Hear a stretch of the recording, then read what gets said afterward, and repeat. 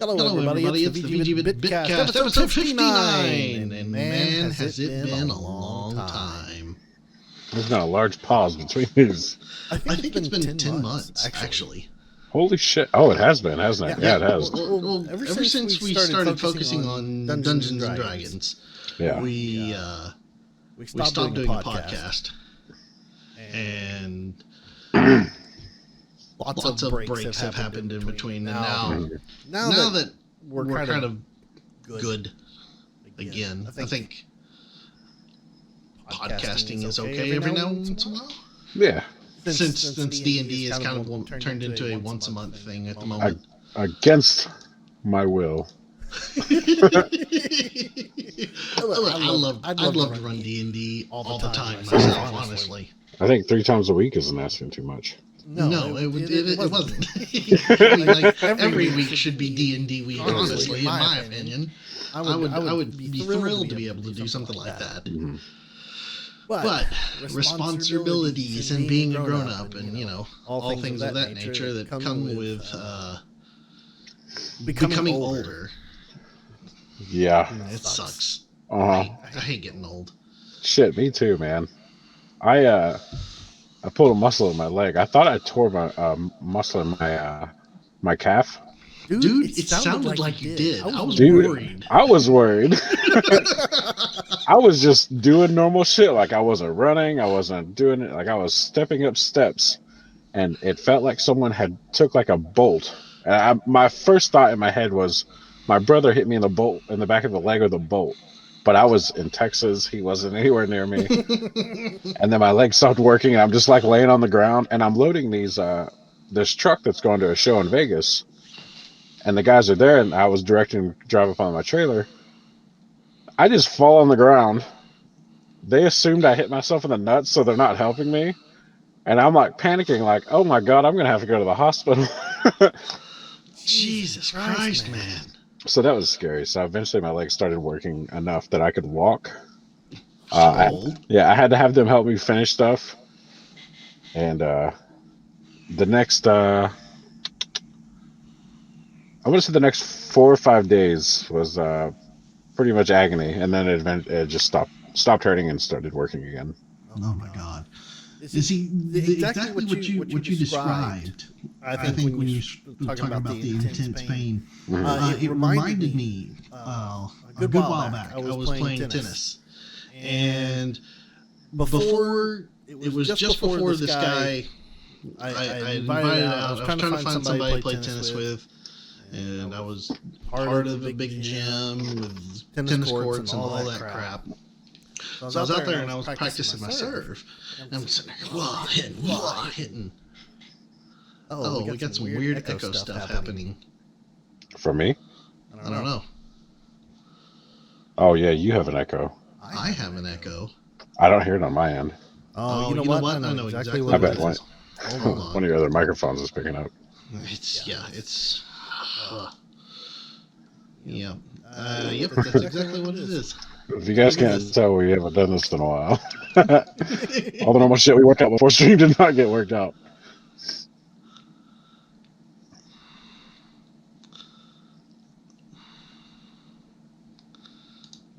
Alright, here we go. There.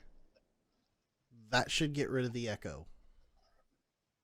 We'll see here in a second, but I'm pretty sure that will get rid of it. Awesome. I just killed both channels. It's the GoPro. That thing. Oh yeah. No matter what it is, no matter where or when, it will always pick up audio. And no matter how many times I shut it off, it turns right back on. It just wants attention. Okay, so I'm hoping that we're good on echo now. Oh yeah, I sound great now. I don't sound horribly echoed. Okay, sorry about that. All right. So I was playing tennis. Okay, I'll just jump right back into it. I was playing tennis and I was practicing my serve. Well,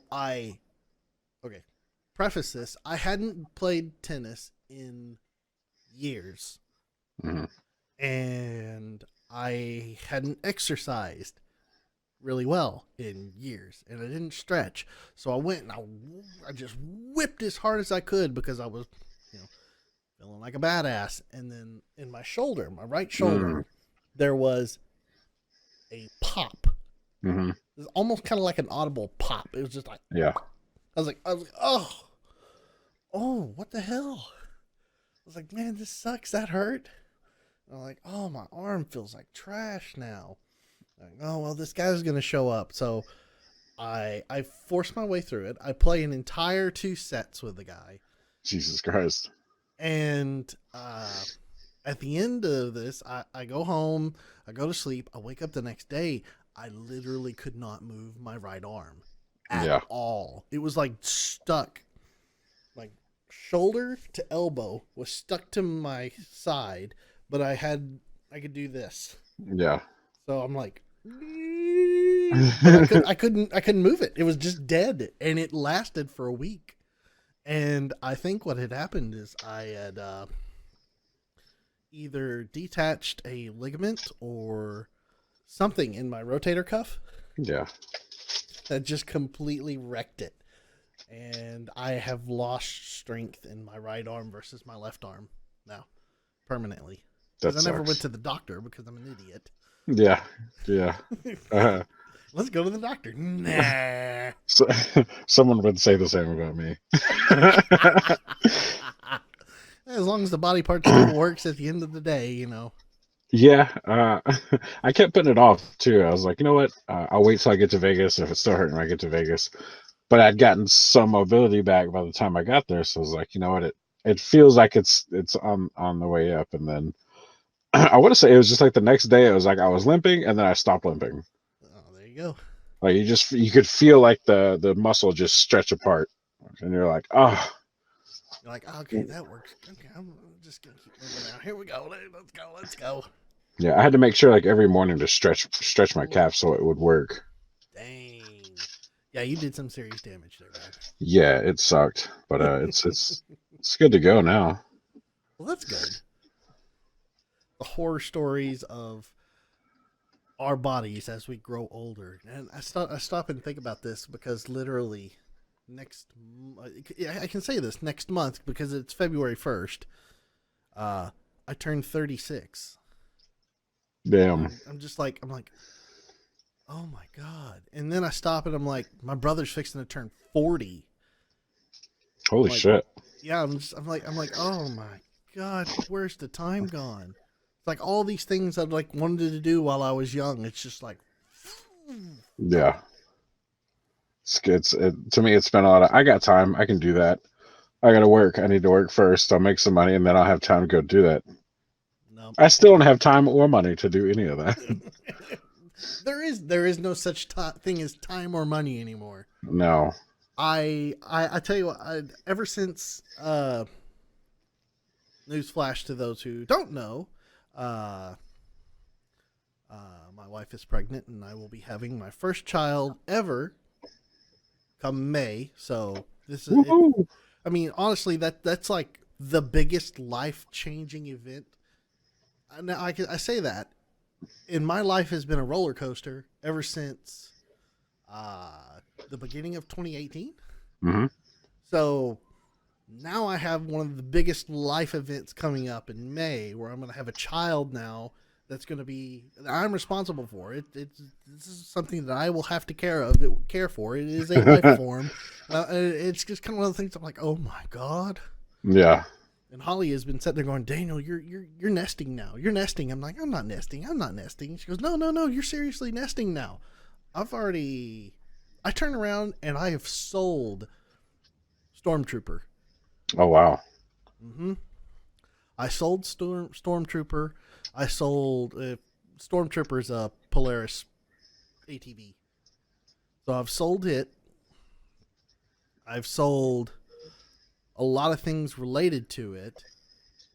And I'm just in the process now of getting rid of a bunch of stuff and preparing in my life. And now it's just like one of those, it's like, this is unreal. That's nuts, man. It is. I mean, it's definitely one of those moments. Like, even though I don't have any like huge life changing moments, there are times that I'm like, okay, it's time to cut out all the excess. Like, I don't need this. I don't need that. Just start chopping off stuff that's just becoming a money sink that I'm not getting anything out of. I'm heavily considering throwing my car in the trash. Oh, really? Apparently I cracked a rim the last time I drove it. Ooh. So like I came back in town and I got my car and the low pressure light was on. I was like, okay, so I probably ran over something in the yard because this yard's full of metal. Yeah. So I air it up and I take it over to the tire shop and they're fixing it. And he waves me in there and he's like, I can't fix this because I can't weld these rims because they're aluminum, or I forget what they are, but he's not gonna weld them. And it's got just a hairline crack on the back and it's right at the lip, so the tire can't seal on it, so it's leaking air out of there. Oh my god. I was like, well, that sucks balls. So it holds enough air I can drive it. I'll just have to air it up, keep an eye on it. So I was gonna order a new rim, and a new rim for that car costs $280 plus tax and shipping. What? Yeah, for the style that I have on it. Are you shitting me? I'm serious. That is so ridiculous. Yeah. There's like, I could have got like any Hyundai rim. A lot of them were a lot cheaper, but the turbo wheel is different because it has chrome inserts. Yeah, so I was like, okay, I can spend $300 getting one wheel that's going to look very new, or I can go ahead and just buy aftermarket wheels, which I wanted to do for a while anyways. So I spent a little over $400 and bought some aftermarket wheels. I forget what they're called now. One wheel, $300. 4 brand new ones, yeah, $400. Yeah. I get you on that. So now you got some nice, sick aftermarket wheels. They're pretty nice. I went with bronze. Ooh, bronze? Yeah. Oh, I got to see pictures of this. Yeah, I'll send you pictures of them. I think they're going to look really good on it would look better on a black car, but I still think they'll look okay on a silver car. No, they're going to look good. Yeah. I can sit there. If you're talking bronze, I can sit there. I can imagine your car in bronze. And matte bronze, not gloss bronze. Yeah, there you go. Because I was going to get, I could have got black. Everyone's got black wheels. Black wheels are hot now. Mm-hmm. Chrome wheels are too flashy now. But nobody's got bronze wheels. You're ahead of the curve, man. Yeah. One step ahead of the... You're a trendsetter of trendsetters. Yeah, man. Me and my Hyundai. Oh man, I was thinking about this because we were talking over the phone, and you were telling me that you had to take your car into the dealership to get the headlight replaced. Yeah, I still haven't done that. You still haven't done that. Nope. And a while back, I had to buy brand new headlight assemblies for the Mustang. And I've told you about this, but I'm going to tell the story anyway. I was driving down the road, and I hate Dallas so much right now. It is a passion within me that I am so close to just wanting to fucking move away. But I don't know if I ever will. I'll probably be moving around in the area, but I don't think I'll ever get away from this place. But while I was driving down the road, one of the landscaping trucks that you see all over the place all the time didn't tie down something in their truck, and a piece of metal flew out and smashed into the front end of the Mustang and cracked the headlight and broke it. And of course, I was waiting. I was like, okay, well, the headlight assembly's broke. I was like, I'll do this in April or something. It's like, I'll take care of it then, just before it's time to go and get it inspected. Yeah, get it inspected. So I'll take care of it then. I don't want to deal with it this month. It's bullcrap. Then it rains. And I got a hole like this big in that headlight assembly. And when I'm driving around and I pull up, it was the evening. I pull into the driveway. And I'm like, wait a minute. I said, I only have one eyeball in my car right now. So one headlight's on.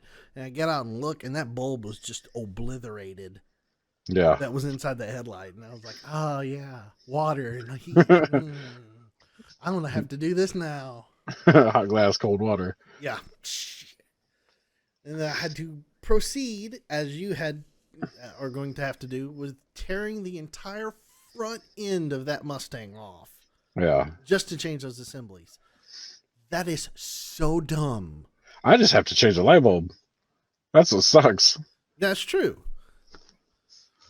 I still got to pull the bumper cover off. It's so it's dumb. It is dumb. I pulled it off a long time ago when I sold the Mustang to my mom so I could get a pickup truck. She hit a raccoon in the Mustang. big, massive raccoon, and it tore the underside front engine splash guard, the passenger wheel well splash guard. It tore all of that out from the underside of the Mustang. It's just like gone. So when I got under there and I pulled the bumper off, I'm like, okay, well, I'm going to just go ahead and do some work and kind of fix this and put some of these body clips back in and kind of just, tighten it up a little bit. I think it probably, that raccoon probably did maybe $500 worth of damage in plastic on that car. I was just looking at this. I'm like, damn. Because the bumper is broken too. Yeah. There's a little spot on the bottom side of the bumper where the front valence. Yeah. It's got a tabbed section where you can imagine where it just kind of slots in. And that on the bumper itself, it's a long strip and it's just busted off and it's just like flopping around. I'm like, oh, great. So I redneck engineered it. I took a drywall screw and I just put it Hey, no shame. There are 2 drywall screws in the fender of my car. I was like, this will hold it. So I started looking up what parts are going to be cost for repairing that Mustang, and then I'm just like, it's like, oh, everything comes in matte black, and it's like, oh, I don't really want to repaint this thing grabber blue. So maybe I'll just leave it matte black on the front. Yeah, I was fix all the body work. I was looking because I'm gonna have to replace that bumper guard. So I thought whenever or not bumper guard, but bumper skin, whatever the fuck it's called, bumper shell, because it's broken off. Someone hit it or it just broke. I don't remember, but I figured since I have to take the damn thing off to change the light bulb anyways, I was gonna order a new one and get an aftermarket one. But yeah, they don't come standard Iron Man silver. Nope. So I'm just I'm like, it's either gonna be whatever color it comes in, or I'm gonna have to pay to get the car repainted. Which it was just fucking repainted too. That's the terrible thing about that. Yeah. If you pay to have it repainted, it's gonna be a minimum of like $1,600 to $2,000 because they're not just gonna paint what you have. Yeah. They're gonna paint everything back so it all blends and it looks normal, and it's just like, oh, I don't have the money I really don't want to spend the money on that. Yeah. That's why I'm like, I'm just gonna leave it matte black. Just have black and blue Mustang. I don't care. This is my daily driver right now. Yeah. It'll give it that hoonigan look. Yeah. Get a little Yabo driver guy where everything's slammed and the tires are all 45 degrees out and they're driving on rims instead of tires. Man, I hate that look, but I also really like that look. Like, if I see that driving on the street, I'm like, that guy's a dumbass. But if I see it at a car show or something, I'm like, that's cool. I like that. Well, okay, it's one thing if you're doing it at a car show and just showing it off. Yeah. But if you're driving like 60 miles an hour down the road, I'm like, aren't you out of balance? Isn't that a rough ride? I imagine they're just shredding tires weekly. Probably. I mean, the contact patch is going to be that big. Can't see my fingers. Oh, man. It's just, vehicles suck, and yet they're good at the same time. Yeah. I miss when I owned my truck when it was completely paid off. That was a nice time. That was 9 years of not having a car payment. Yeah. I kind of miss those days too. Mm-hmm. Kids, if you ever pay off your car, don't buy another one unless you blow it up. Seriously, just don't. Just take care of the one you got, and it'll last you a really long time. Exactly. And then when it stops, trying its best, you start cutting parts off and welding in just hollow pipe. What's wrong with this catalytic converter? Chunka. Slink, slink. Yeah, I had my catalytic converter break apart. The honeycomb inside it broke apart. So me and my brother cut it off. We took a sucker rod in there and knocked all of it out. Welded it back up there. That looks good.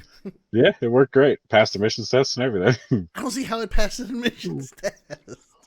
Well, I went to a place that didn't really check it. I tell you what, I've been to one of those before. I walked in the door and I was like, hey. He's like, hey, what's up? I was like, how fast can you do an inspection on a truck? He goes, hold on 1 second. And then he grabs a sticker. He goes, let me see your card. Swipe. Here's your sticker. I'm like, are you shitting me? All right. Over where I used to live. What's up, kiddo? What are you doing? Pump a dog. You're super needy. Shit. When I used to live in Wichita, over you know where Monroe and A Street is? Yeah. There's a guy over there. You just pull in there, he'll check your lights, check your fuel cap, you're good to go. That works. That's where I went all the time. What, kiddo? Oh man. So I don't know. Life has been crazy. Yeah. Life is insane. And I tell you what, I had been watching or I caught up on, I should say, the Final Fantasy VII remake, the new trailer. Mm-hmm. Have you seen this? I think I've seen the new one, yeah. Then I can't stand it. It is so amazing. It's not fair. Okay, maybe I haven't seen the new one. Oh my god. It's the one where Cloud is cross-dressing? No, I haven't seen that one. Oh, you'll have to check it out. It is. I will. It is. It's at this point where I'm just like, okay, this is the best. This is amazing. I'm tired of waiting for it. Give me the game. It's not fair that this is going to be in installments, though. Yeah. I mean, what they've done with it, they're gonna sell buttloads of this game. Mm-hmm. They have to. It's too perfect. Well, I think they know that. That's why they're putting out installments. You're gonna spend $400 on this game. Everyone's like, "Fuck, yeah, I guess so." It's like, I will. If you say so, Daddy Squaresoft. Yeah. Yes, sir. I'll take it in the butt. Here we go. Just give it. Give. I mean, it's so beautiful. And then they're using the same engine for Final Fantasy 15 for the remake, but they've tweaked it. I saw even more battle today on that trailer, and yeah, it looks just like, it gives you that feel of the original Final Fantasy 7. So yeah, I hope they do this with 8 and 9. There's no way they will with 8. They have to. I wish they would. I would love. Oh God, I would cut both of my testicles off by myself to have a remake of Final Fantasy 8. They have to. They're doing 7, and the hype is so legit on 7 right now. And what they've done is so beautiful. I mean, just like, come on, just give us 8 and 9 again, and just keep remaking 7, 8, and 9 for the rest of our lives, and we'll just keep buying and playing it. Yeah, but I mean, if you were to if you said, "Hey, what's your top 5 Final Fantasies?" I guarantee you, 8's not on 80% of those lists. Well, mine never, but yeah, that's me. Because you're wrong, but yeah. Well, hey, I like to do my trolling in the morning, so. I played it on the Switch, and the Switch release is really good. It's not great. It still has a lot of issues, but it's the same issues the game's always had. Which is nice on the Switch, because the Switch will lag like PlayStation did. So you get that feel of still having it on an inferior system. Did you see the Final Fantasy VIII speed run that was back at the beginning of January that was done by AGDQ? No, I didn't. It was 9 hours, and Oh yeah, they sped run Final Fantasy VIII. I was like, oh my god! yeah. Michael was telling me about that. He's like, "Hey, Final Fantasy VIII speed run. It's going to be like 9 hours. It starts at midnight." I was like, "I'm not watching that." I have watched 4 hours of it so far. Yeah. It's Are they doing it with the new version? no, it's the old version. Okay. They're playing the original PlayStation disc on a PlayStation 2. That's cool. It's great, and Squall looks just as horrible as he did whenever Renoa walks up and says, "You're the prettiest guy here." Just all jacked up pixels. Like You know, graphic. Oh my god, it was great. even back in the day, that one scene cracked me up because he still looked like shit on a CRT monitor. Oh man, it's so good.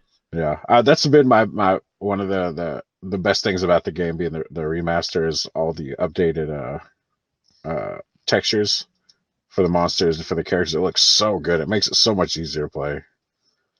Just because it looks like it felt. You know what I mean? Mm-hmm. It's like back in the day, you're like, wow, this game was gorgeous and everything's great. But then you look at it now and you're like, whoa, boy, there were not enough pixels in these textures. What but resolution were you guys playing with at that time? But now, like it feels so much better. I like it a lot.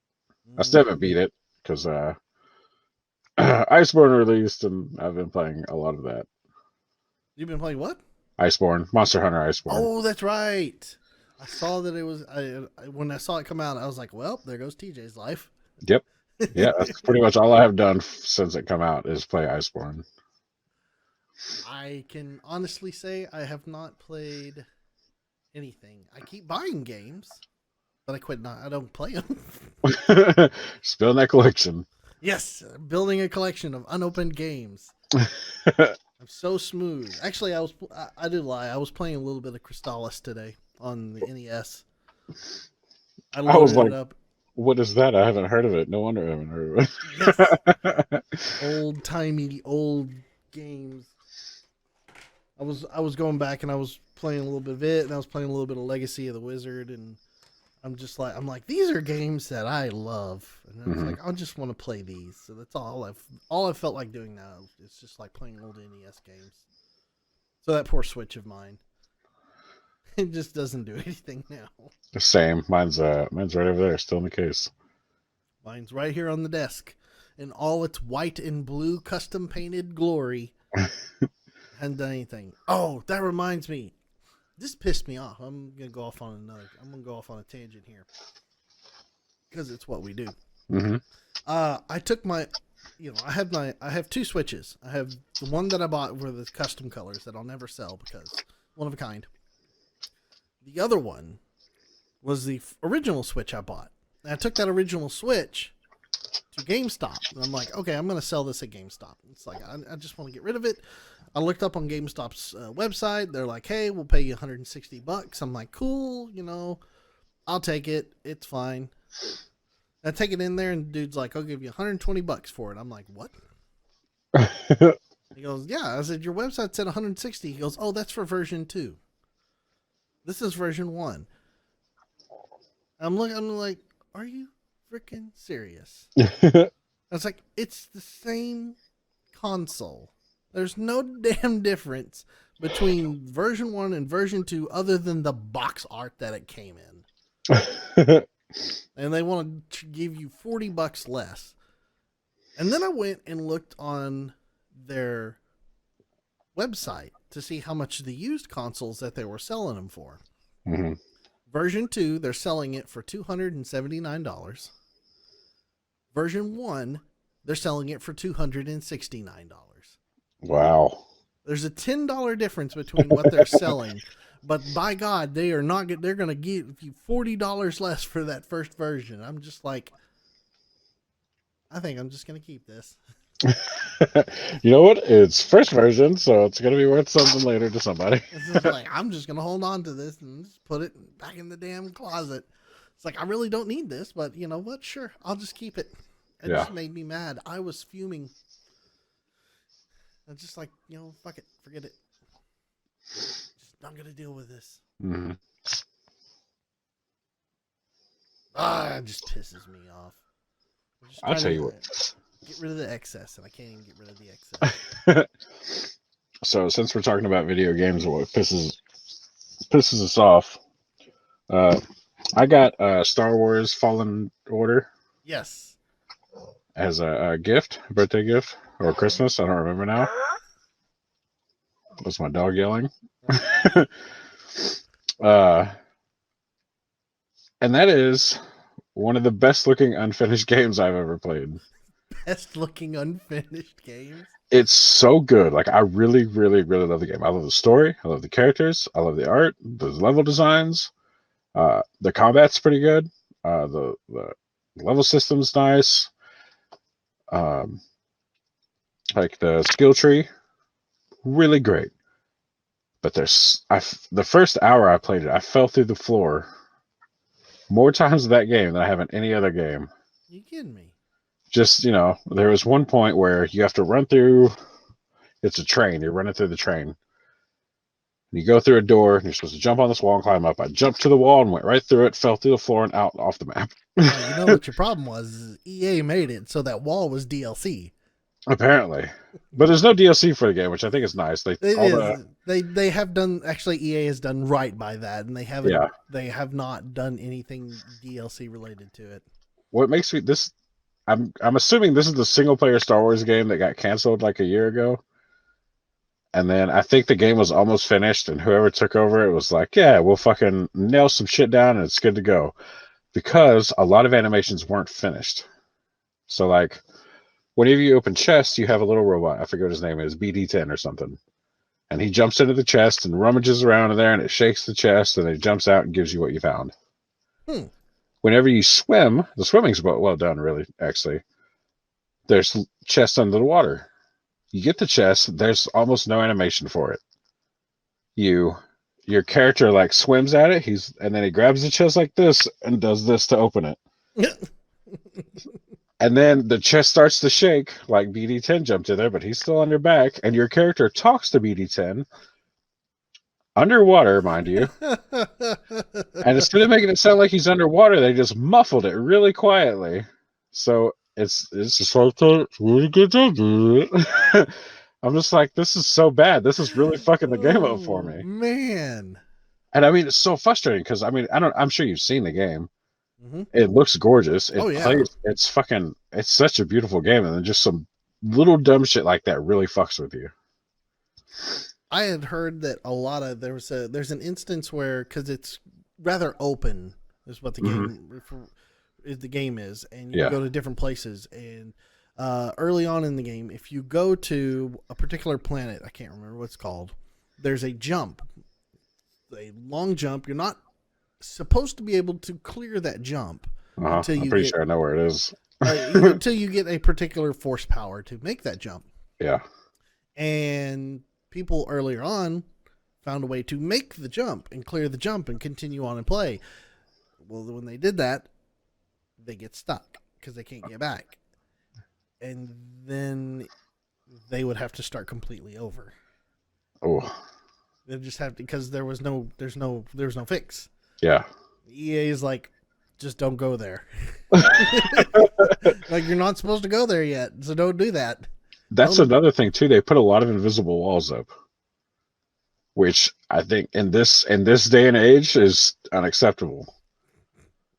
Like, there's nothing worse than like you're running along, you're like, oh cool, it's over there, bonk. Okay, you're just not even gonna put like a wall here. You can't even pretend. Fuck you guys. Like they did old time in maps where anything is just like the ground suddenly goes up. Yeah. Like give me some of that. Like running into the wall just. Oh, what game was it that it was an ATV game? I want to say it was Motocross versus ATV, but But you could go to the edge of the map, and like you jump up, and as soon as you got too far out, it would just cannonball you all the way across the map. Yes, I believe that it was Motocross Races at ATV, or Yeah, it was one of them because I think we actually played it. yeah, we did because I want to say I have a video of it somewhere. Yeah. Either that or I don't remember, but I remember doing it because it fucking cracked me up a lot. But yeah. Bye. But yeah, fucking shoot me back across the map. Give me something instead of an invisible wall. It's so frustrating, but I really do love the game. Like the story is really good, the voice acting is really good. Some of the textures don't pop in quite right. So like the first time I played it, no one had eyelids. Oh, shoot. And I didn't realize it until a cutscene later.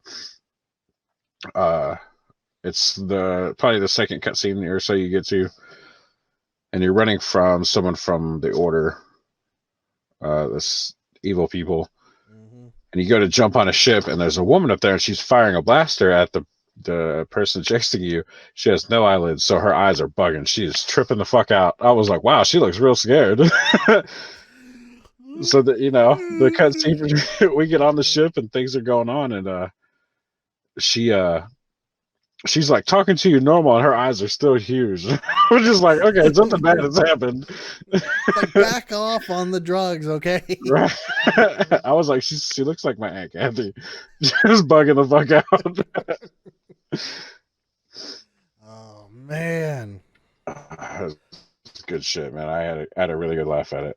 God. I think the only other game right now that I'm like super up on about was the Final Fantasy remake, and then the new Animal Crossing. Oh yeah.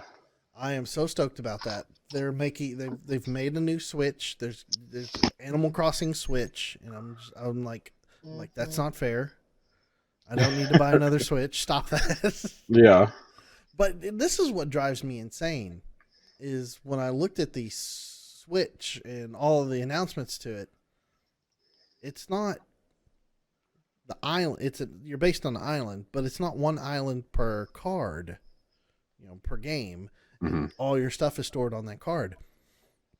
No. It's one island per Switch. Huh. So even if you have your profile on the Switch, you have that island, okay? So that's your island. So say like you give it to your kid or somebody else, and like, here, play. They don't get to start their own island, and their own beginnings and everything. They play on your island. You can even take the game out. You take the game out of the Switch, set it aside, buy a brand new card, and stick it into the Switch, and it's the same island. I can see why. Because Nintendo is horrible. Well, that too, but a lot of people are going to have it as they're going to download it. Like I would buy digital. Yeah. So I mean that makes sense. But Nintendo is so backwater on this stuff, and they could possibly even fix this by, randomizing an island and having it based on your memory card. Yeah. And I just saw that and I'm like, that's messed up. It's like nobody, this is like GameCube days, I would live on Bayonetta Island. It's a deserted island. Just hairy. Speaking of hairy, I need to shave my beard some. No. I mean, I'm growing in my beard now. Nice. Full. It is getting much thicker. It's taking a while, but it's getting there. It looks good, man. Use some oils. We'll have to probably. But I was looking at the artwork that you had commissioned for the D&D campaign. Yeah, the official ones or the official artwork. Yeah. That you had done for all the characters. And then for me, I was looking at it. I cropped off a bottom portion of the legs and I've set that picture as my wallpaper on all my laptops right now. Right on. And I happened to be looking up, and I just noticed, I was like, she gave me the hairiest chest. Like Chewbacca level hair on the chest. And I was like, how did she know? I didn't say anything. I was just looking at it. I was like, well, okay, well, there's the shirt, and yeah, there's the tabard there, and I'm like, what in the world? Oh, I guess I have some.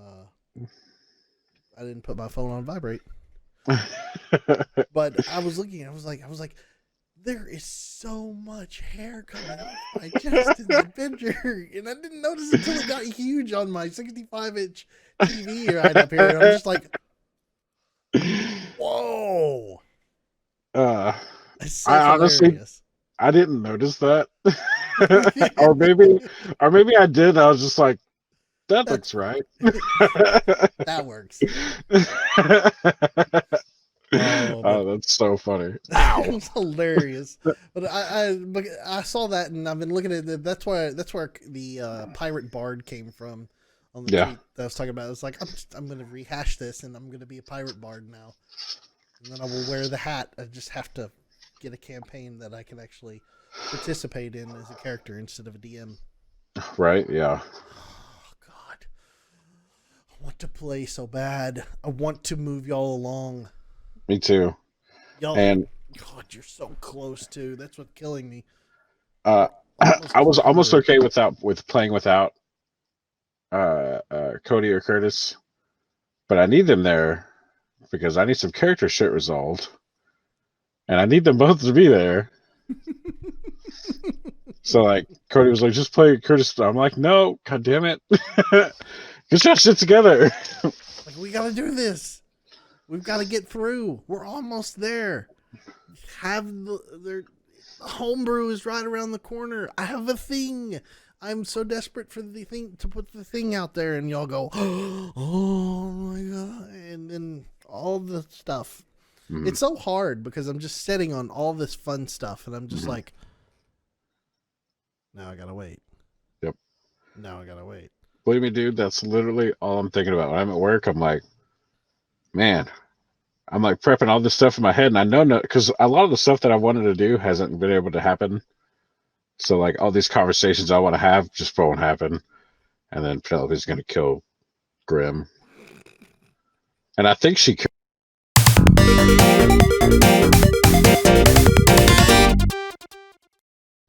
Hey, look, we're back. Hey, we have him again. I'm here. Hooray! So as I was saying, Penelope's going to kill Grim. Yeah, I was like, as you can see, Grim has come in and killed Penelope now. From the shadows, a giant turtle. Monk turtle stabby. So if we were to fight, I think Cody rolls low enough that with shield, he won't be able to hit me. And I know his strength isn't very good. Or I assume his strength isn't very good. He's got fairly decent strength, if I'm not mistaken. I'm assuming. I don't want to metagame. But I'm going to tell you right now, Cody, if you're listening, I'm going to wrap you up with my dirt claw. I'm going to crush you.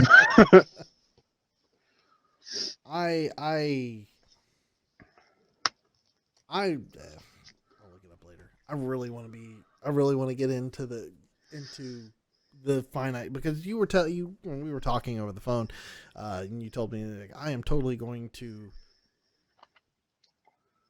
cast legend lore. Yeah. It's possible.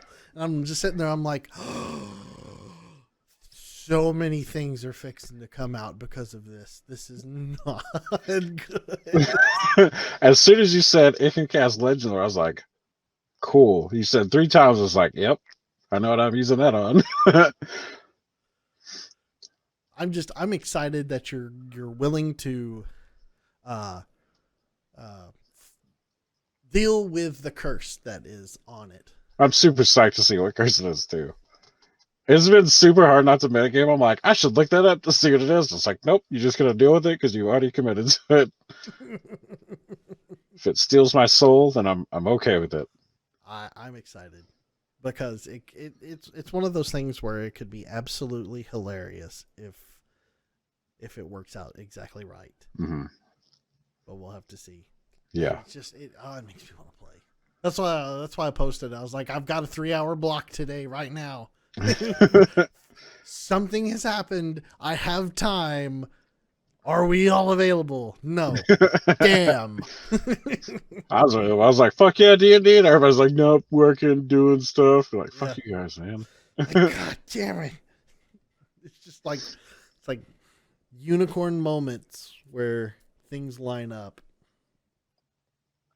But yeah. I think maybe I'm assuming probably March 1st. It's going to be the opportunity that we'll all be able to sit down and play again. Hopefully. Which is another month away, which is sad. Yeah. But we'll have everybody. Another 30 days. Oh, 28 days. Yes. 28. Or this month is 29. It's leap year. Oh, of course it is. Of course it is. Fuck leap year. So I don't know if you've actually read her whole I'm sure you have. So yes, you know. I updated some stuff. I gave her real first name. I gave her a middle name because I thought she needed one. Oh, you know what? Shame on me. Actually, I haven't read the updated one that you posted in D&D Beyond yet. Yeah, I think I've texted you that one. That's the one I texted to you. Yeah. But I just updated some stuff and fixed some names. Okay. But yeah, it's fine. Nobody here cares. A lot of the stuff in that backstory she doesn't know. Like, she doesn't know that her parents worship Tiamat. Mm-hmm. She doesn't know that that's who the Dragonborn was with. She doesn't know where she got her powers. She just doesn't know. That's okay. Like, all she knows is she has magic powers and she has dragon scales, and that's really about it. Yeah, this is going to be one of those. I can see it now. It's going to be one of those. For you, you'll have to portray it because you know this mm-hmm. as the character's creator. But it's one of those moments that your character is gonna have a huge realization about a lot of stuff. Mm-hmm. Because again, I've kind of tied a bunch of stuff in specifically with a couple of characters. Yeah, I'll say that. Probably because they're the only ones that are given backstories. Look, I could have combined everybody together, but I was like, I'm not going to do that. But there are a couple of characters that are in the campaign that I will say, just because no one's listening right now except us. Yeah, they're probably not. No, they're not. There are a couple of characters where your backstories are intertwined and you don't know it. Oh, that's pretty dope. It's oh man. It kills me because I'm sitting here going, I'm like, and the stuff that it's planned, it's like this is, all coming to fruition, or it should come to fruition, at least how I've kind of laid it out, because I've had to leave it super loose because I have no idea what y'all are gonna do. Yeah. Because you're all a bunch of murder hobos. Yeah, that's you're really not a murder hobo technically. Well, me, Corith, and Abigail are not murder hobos. The 3 female characters are not murder hobos, but the 3 male characters are murder hobos. It's true. We're gonna kill everybody. That's really fucking with how I'm playing Penelope, and it's like, because that's a big part of her backstory is the shit Grim did. I should have killed him right there for. Had I seen Granite do what he did, that was the glorious thing. Yeah. You don't even know. And Granite is like, especially the way Curtis has been playing Granite lately, he is like so conflicted hardcore right now. And I'm only going to make life worse for Curtis as we get on later on. Because the next stage is should be a lot of character growth. Once we get out of Waterdeep, it'll be so much character growth. Yeah, I thought because I know we're about to do some shit, and I know what Xanathar is. I don't know. I don't remember if we, the characters, know yet. I want to say that it's come up. Yes. Well, there's been discussion of his guild and everything. Yeah. I don't think that we know he's a beholder.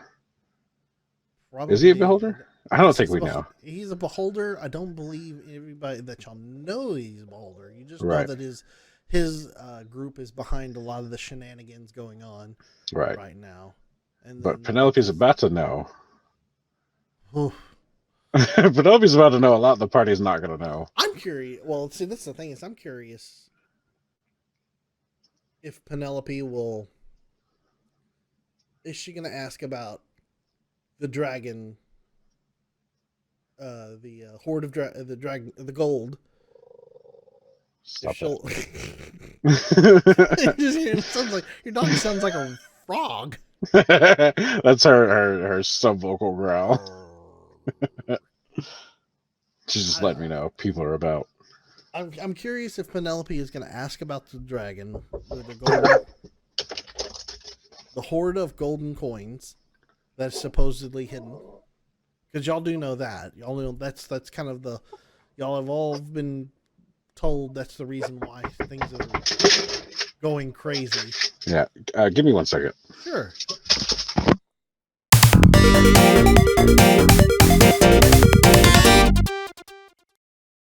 And we're back again. Welcome back. Yay! That's life. It's work and life. Yeah. But, I think the last thing I was saying is I was curious to see. What Penelope was going to ask the Stone of Galore. Yeah. If she's going to ask about the gold, I know she's going to ask about the wizard. The wizard. Yeah. The backstory. I'm just curious. I can't wait to find out. Now, do you want me to? I can tell you now because I already know what she's going to ask about. I'll tell you what to prep, to what to have possible answers to. Everyone in the party's backstory. Oh snap! Really? Yeah, she doesn't trust a single one of these motherfuckers. Well, after all the head splitting. Yeah. I'm going to be honest with you. I thought about talking with you about her leaving the campaign. Really? Yeah. Oh, so here's some hot beats right here. Here's some hot news right here. Really? You thinking about you thought about dropping the character and reroll? I mean, everybody's. Because just the murder hobo is. Because, like, I can't really play her because I don't want to be like, that's what my character would do. Because she's really struggling with just. Okay, I'm going to go ahead and tell you what's been on my mind. It's grim. The way he killed that dude, we had no idea if anyone was telling the truth about if this dude who's just hanging out is a fucking necromancer. I'm pretty sure he was in a wig shop. Yeah, the necromancer in the wig shop. Yeah. In the basement of the wig shop, yeah. So all we know is two dudes who we fucking bullied fucking fingered this dude. It's like the necromancer in the wig shop. So we just bust in there. Grim fucking murders him. He didn't cast a single fucking spell at us. He gave us the information we needed. And then Grim's like, he's an evil wizard. Stab. I'm just like, whoa, dude. I did see that. And that was, I did play that differently than what the book called for. Yeah. In that instance, mainly because for how things have played out, it was supposed to be different. Because, I mean, y'all weren't supposed to get into the other bar where y'all were. I mean, it was an option, but it wasn't supposed to be the, right up there at the top option. So when y'all got into there and then went down into the basement and then the horde of skeletons that were there that you just wiped out, or the zombies. Yeah. That was his army. It was the necromancer's army. So I'm just, after you did that, I'm like, all right, I'm going to play this different. So he snuck in the back door, killed his army, and then got to him. Yeah, you got to him. That's funny. I could have, and I thought about this afterwards, and I was like, I should have had him say, "Ha ha ha! You will get eaten by my army," and then nothing happened. But I'm like, nah. From the way I was reading it, is like this dude got beat to stuffings. So I was like, you know what? In this the context of how this has played out, y'all, he's just like. Just wants us to go. Just let him be. And see, in Penelope's eyes, that wasn't anyone's. Like, sure, that could have been his, but we didn't know. We busted in, we killed a whole bunch of undead. Ooh, spooky. There's a necromancer nearby. But we go up in there, we beat the living shit out of that poor guy. And then Grimm's just like, and kill. So Penelope's just like, Penelope's thing is, Grimm feels like the guards don't give him respect, even though he doesn't give them respect. And at the same time, he goes around killing people without any, just, he's like, well, this guy, I'm judge and jury. Fuck this guy. Kill him. Hot takes. So Penelope's just upset about that. This is all stuff that I've rehearsed in my head of what she's going to talk about. But I was going to talk to you. I was like, what if they don't agree to it? If Grimm, especially, and Granite, which I'm sure Granite will work better. I can tell you, Granite is struggling heavily. Yeah. With the events that have been going on. Oh, she's gonna put him on blast too. He's been fighting himself lately. So this is all of this, and the results is going to be so good. Oh, and I know the weapon's straight to the heart of his problem too, and he's holding it in his right hand. Head Smasher 3000. Yeah, because in her eyes, she knows, because I'm sure in some context that Granite and her have talked about Zamul, so she knows about Zamul. She knows that Zamul's an honorable person and would only fight in a fair manner. Like, he'll fight anybody, but if you don't have a weapon, he won't have a weapon. He's not going to sneak up behind you. Like, the whole them killing goblins in the sewer thing was hard for him because he doesn't fight that way. Like, when they were just going through smashing goblins in their sleep, that was a thing for him. If you don't notice, all my characters, that chaotic good, I believe in. And she's about to get real chaotic. Ooh. I can't wait. I mean, all this stuff that's been brewing to erupt. It just makes it all that much more good when it comes to... I mean, I love it. Like, I love this. Like, I don't want to stop them from playing the way they want to play, but I also don't want to play a character the way I don't want to play it. Right. And if that means having her out of the campaign, that's fine, because I've technically got 2 other characters in this campaign that are solid replacements. Which I thought about. I was going to talk to you, which, again, they're not listening. This is fine. I was going to talk to you about having Gaston help Penelope with this part. Because in my head, so here's what's going to happen. She's going to go to her room. She's going to do her attunement to the cursed stone. She's going to find out everything she can about D'Amato and all the stuff the party needs to know about to move forward. Then, I'm sure she knows Gaston, because Gaston frequents the bar. She plays in the bar, so I'm sure they've interacted at some point, just as friends. You know what I'm saying? Not friends, but like, she sees him because she plays in the bar. We've established that she plays music in the bar. Mm-hmm. We've established that he frequents the bar. Yeah. So he helps her. He disguises himself as her. he invites the party upstairs. She uses message to tell him what to say in her voice and her appearance, discussing everything. If they don't agree to it, she has the hat of disguise. She's already left the bar. He grabs a stone and fucking books it out a window. They give chase. They catch him. Oh no, I'm your friendly neighborhood deep gnome. And that girl has already left the city. The problem I could see with that is they may just smash Gaston into the Oh, they can't. I guarantee you. Gaston's so good. 4 against 1? 4 against 1, sure, but I don't think they'll kill him. I don't know. It is our party. They might kill him. Yeah, it's them. You don't know. But the way I've made Gaston, he is exceptionally good at not being caught. So he has blur, right? Disadvantage on all attacks against him. He has advantage on all wisdom, intelligence, and charisma checks against magic. So that will help against Warlock.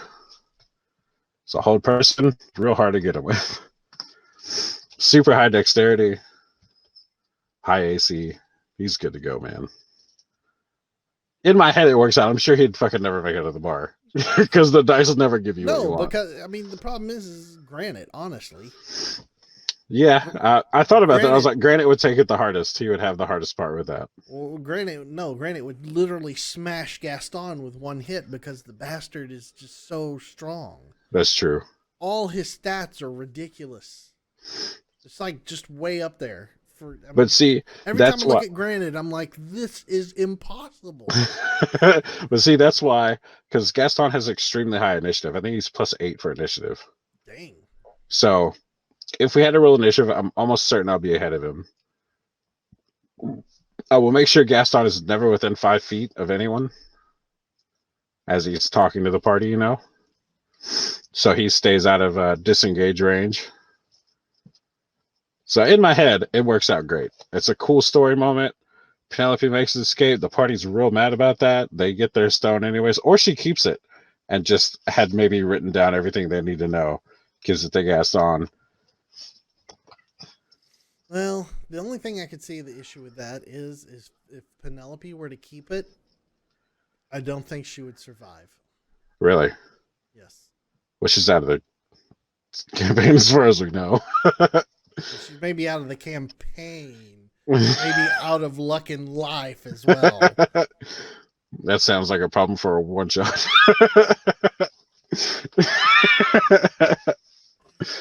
I mean, the stone legitimately does have to finish out in the campaign. Oh, does it? Yeah, it honestly needs to stay throughout the rest of the campaign. If she runs off with it, then I'm gonna kill her. I'm gonna tell you now. If she runs off with it, she's gonna be dead. The stone isn't what the stone can give her. I mean, she wants the stone because of what it can do. Casting legend lore 3 times a day is or 3 times. I don't know if it's 3 times a day or 3 times. I believe it's 3 times a day. That's for a player that's huge. For a character that's also huge. Because I mean, she wants to know about a lot of stuff. Like her whole thing is learning new things and learning about things she doesn't know about. So having something that she could literally just say, "Hey, what is this?" And it's like, there you go. But is she the thing I guess to think of is she going to monopolize that, or is she going to let other people in the party use the item as well to get some answers for their own character's sake? Well, you see, there's a problem with her. And I don't know if you know much about black dragons, but they are greedy. And this is something I've not established, but in my head canon for her, is that she doesn't know, but she's going to become, as she becomes more powerful, she'll become more greedy. Like how Grim is right now with all his magical items. He's got gloves. He's got gloves. He's got the harpoon. He's got the hat. He wanted this. The harpoon. The harpoon might not be it. Yeah, but it's not magical. I know. It's not magical, and it's gonna get nerfed. He doesn't use it. I don't know why you need to. I haven't. Well, I mean, he had been. I still got to build it, and I got to nerf it. But still, like he is the vax of our campaign so far. The hat. But the hat was such a super play, especially giving it to what's his butt. Yeah. So he could get out of town. That was like super tier. I mean, it was a good move. I wanted to escort him out of the city so I could get it back. Like, I really, really wanted that hat. Can't let y'all keep all those hats. And he didn't. He only gave us 2, and then he gives one away. I'm like, stop. Well, now you got one. That's all you need right now. Yeah, but it nerfs me. It's all right. You still got your slow hat of disguise. If I ever need to play an old person, I got the hat for it. You're good. You're good. You will tragically slowly walk away as another person. Painfully slow. Oh man, I can't wait. I want to see all this stuff resolve. I'm stoked. Y'all are all fixing to have a coming to a heart to heart or coming to something. I can't remember the terminology. Coming to blows. It's not gonna be. Hopefully not blows. It might be. Inter-party fight. Killing off characters. And here's the thing, though. I think Abigail and Korath would be on Penelope's side because they're both good. They have not murdered any innocent people. Abigail seems like she could possibly just do it and not really care. Abigail will just stand back and throw a javelin from wherever. Fucking javelin sniper. God damn, so many 20s. I can't believe that. That's so insane. There's a lot. That die is weighted way too good.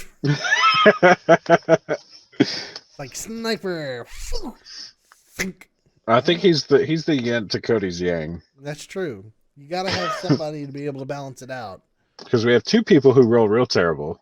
It's Cody and Nightly. Yeah. And then 2 people that roll real good, and their stats show it.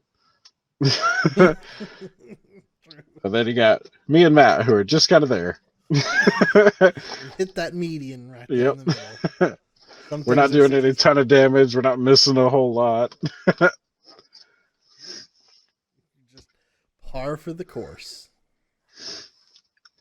Well, I mean, the thing is if at the end of the Waterdeep section, at the end of Waterdeep, I still have. I mean, the option is still there for people to walk away from a character and play a different character if they want. We can write it out any way we want to write them out. Yeah. Oh, good. Pardon me. I mean, here's the thing. Like, I really love Penelope. I think she's an awesome character. I like the idea of her character. The backstory I made for her is awesome. It's probably my favorite one that I've done for any of my characters, except for Valgrim. I really like his. And the character art for her is really cool. Yeah. But the bad thing about having 3 fully fleshed out characters is you want to play all of them. True. You gotta hold on to that one, and that the thing, one. As easy as it'd be for me to be like, you know what, you guys suck for playing with Penelope. I'm just gonna have her leave. I also know that her story in the game going forward would be really cool for her or for me, and I think everyone else.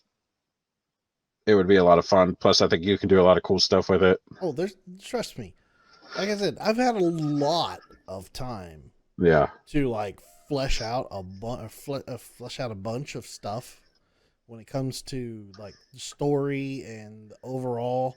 Like I said, I mean, I've mentioned this before. I went from a small story, and then during the time that we took off, I doubled the size of the lore that I had, and it's insane. Now I have all this hidden backstory stuff and all this interesting things that I can't wait to just kind of like slowly piece out to you and like here you go, here you go, here you go. It's gonna be magic, and I think everybody will enjoy it in the end. Yeah. Oh, I know. I mean, regardless of who's playing what, I think it's going to be a lot of fun. And that's another thing, I don't want to switch her out because she's kind of become part of the party. And it would feel weird to swap out again. Well, you intentionally swapped out on the first one.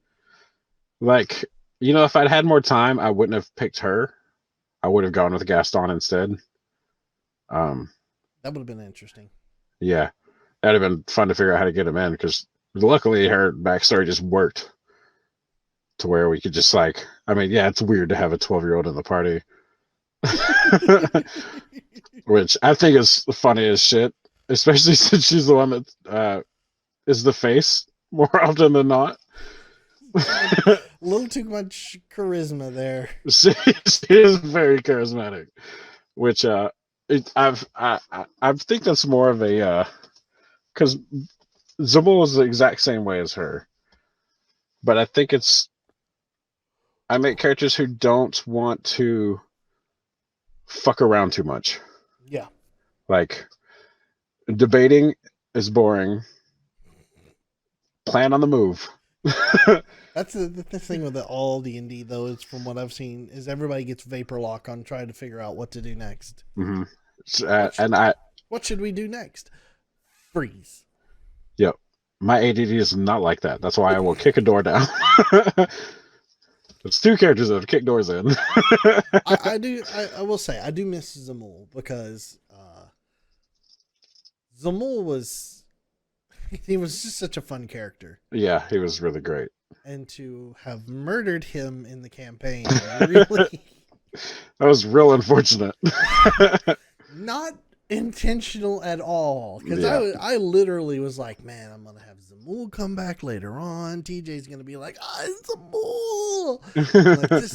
I'm gonna do all kinds of crazy stuff. Zamul's gonna have a quest for them to help him out, and he can temporarily join the party as an NPC. I'm like, yeah, I can do all this kind of stuff, and this is gonna be great. So goes that. Yeah, I think I would have liked Zamul a lot if I had rolled his stats better or did better with his stats. When I made him, I wasn't 100 on how I was going to play him, or how I hate to say it, but I do try to min-max my characters stats-wise, but I also try to make them so they're fun to play. Like, Penelope's stats, I tried to min-max. I want to make sure everything was where it was going to be the most optimal. But I also gave her a lot of utilities, so she's not like a big damage dealer. She's just like a utility character. But I wanted to make sure whatever she did, she was really good at it. Stellar move on repairing the door lock. Oh, yeah. From last time. Here's the thing, though. I went back and looked, and I swear that I had mending. I don't have mending. You don't have mending? I don't have mending. And I was 1,000% sure that I had mending, because I've thought about using mending, because I was like, that's how she took care of her own clothes, is she has mending. She would just fix her clothes. Prestidigitation to clean her clothes. So she's always has clean, nice clothes. So I don't know if I had taken it off by accident at some point, but like I was looking through my spells like near the end of the night, and I was like, I don't have mending. What the fuck? Which I thought mending though on that door was funny as fuck. I thought I was like, if I fix it, it will just open. Wow, the door is seized, locked. Fix. Now it's just locked. That was stellar move. Well, my idea is if it's seized lock, it's not gonna unlock unless we beat the door down. But if we fix the lock, we can pick the lock and open the door. Yeah, except nobody can pick. Except we don't have a fucking rogue. We have nobody who can pick locks. That's the thing. I guess that's something Grim will need to pick up. Yeah. He's the one who's got dexterous hands. I mean, technically I do too. I think my dexterity is almost as high as his. Oh, goodness. Ooh. Early morning. I slept in a lot. I did not. We got up early. I had to go take the Honda over to a shop this morning and get alignment done on it. Oh, that's fun. There's a couple of the front passenger and the rear driver's side wheel were out of alignment. Damn. So, yeah, I was like, what? She hitting curbs. Curb checker. Yeah. Curb checking. But, That'll do it. Apparently, also what I was told is that the Hondas, after about 5,000 miles, that the suspension will settle and it'll go out of alignment. Oh, that's cool. When they're new, I'm like, I didn't know that. That's a thing to know. That's so weird. That's great. So, got the alignment done. Did breakfast this morning. Run around. So it's been an early morning. Tomorrow is going to be a very long day. Tomorrow there's birthday party and Super Bowl party.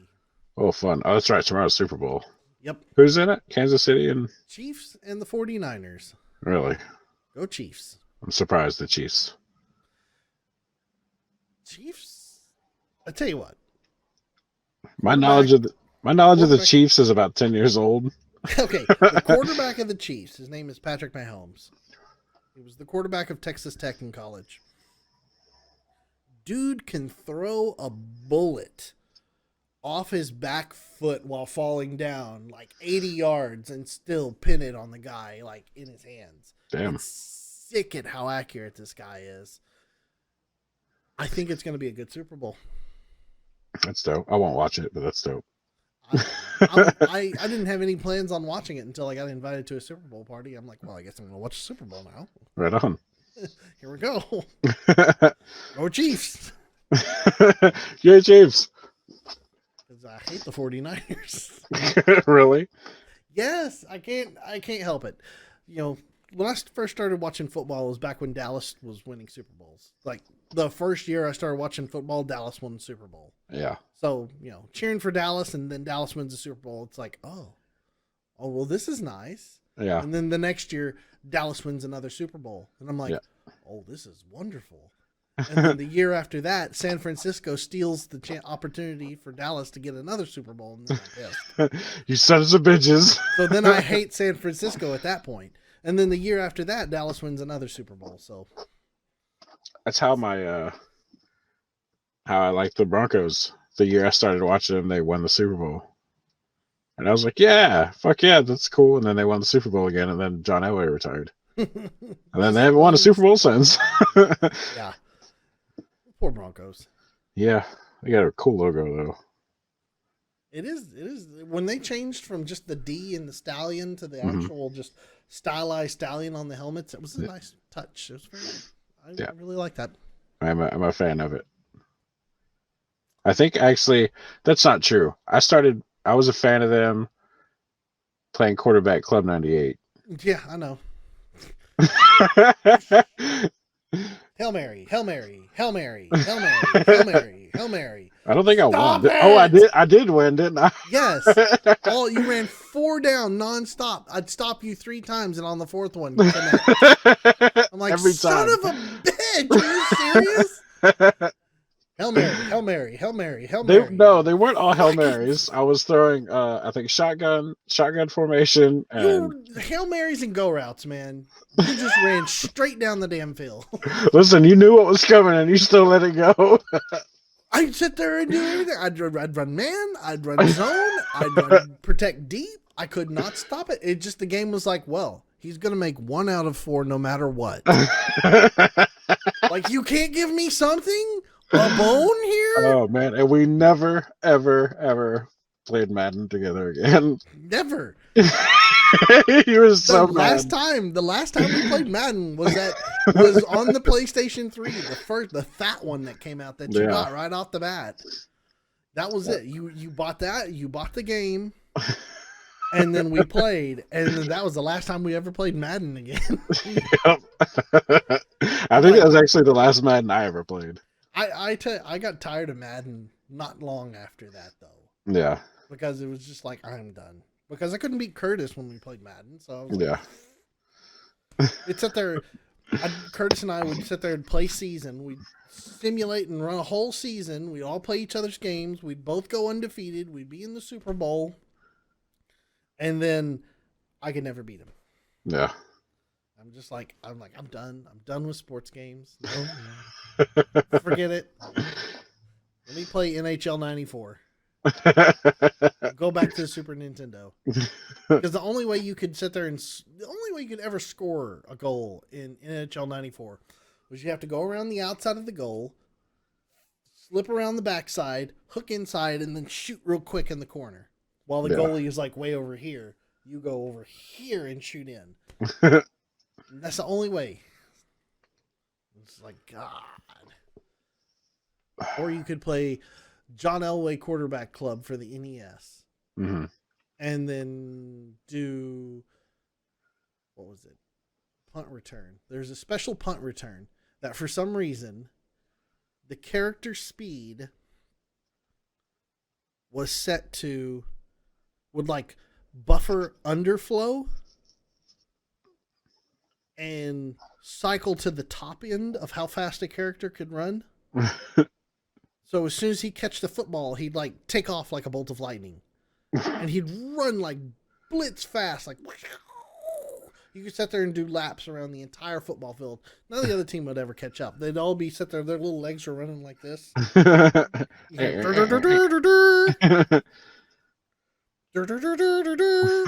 you'd have like all of them would slowly group into it, look like one like mess of a guy that was like running together. You just run the clock down and then run the touchdown. It was ridiculous. The game was broken. That's funny. That sounds about right. You had about as much.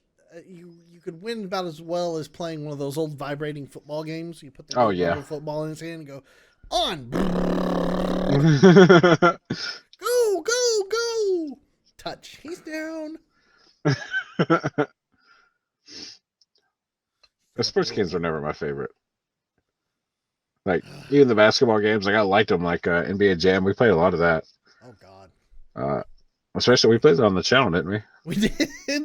I think I lost. Bad. Horribly. Yeah.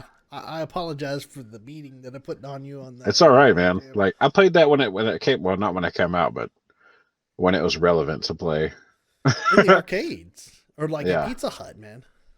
That's where Jam was always at. It was at a Pizza Hut. Yep. Pizza Hut, Aladdin's Castle. Mm-hmm.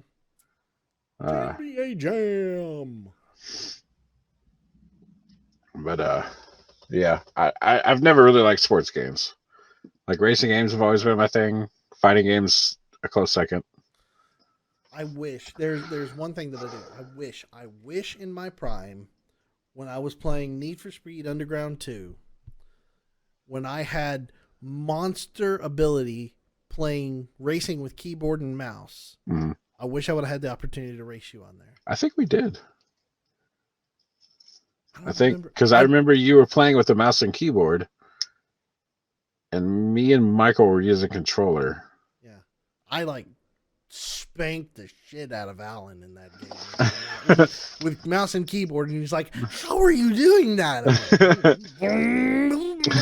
to be fair, controllers back then were only slightly better than full on, full off, full on, full off.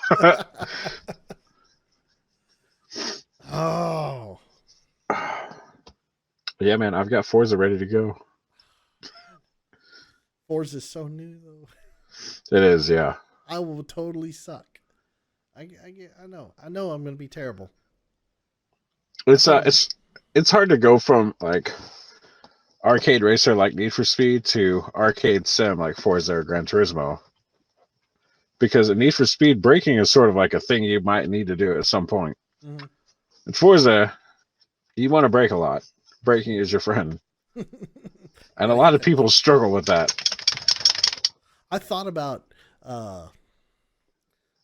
just racing one particular track. Take one car, one particular track, and running it for 6 months straight. Just time trial every day. Yeah, just time trial every day, all the time. Just hit all those racing lines. Then just perfect it. where it's just crazy. I know everything in and out, and then be like, all right, TJ, we'll play here and here. I'm down with that. If you want to do that, I will 100% do it. When am I going to have 6 months to dedicate to one? I don't know. I don't. I want to do it though. That's the kind of stupid thing that I miss. I'm like, I want to do this. This is something dumb. I want to do this dumb thing. I can't do this dumb thing anymore. I think that would make a great thing. You do it for Twitch. 6 months. 6 months training. Playing 1 hour a day. Probably not even 1 hour. Probably half hour. Just break down. Just pick a game and race. Just learn it. Just tuning the car perfectly. You have set. You're like, I'm going to do this at A600 or A800. I forget what the A class is. A class is my favorite to race in because the cars are fast but not overpowered. Do that. Just play it a whole bunch and then like, all right, man, your turn. And then I go in there and I win. Yeah. You're like, fuck this game. I'm wasting all this time. I would probably lose. I've been playing a lot of Forza Horizon instead of Forza, which are two very different games. Mm-hmm. So every time I go back to playing Forza, I go into corners way too fast, and I'm just trying to power slide through all the corners. I'm like, nope, this is how you play this game. No. Cool drift. You lost 3 places, but cool drift. Gran Turismo.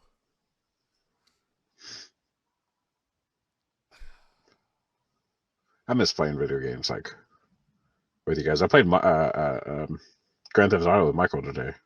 I saw you loaded up GTA. I was like, oh hey. I mean, I got the stupid thing is I loaded up GTA. Mm-hmm. And I had like $3 or $4 million. So I'm like, you know what? I'm gonna buy the Diamond Heist.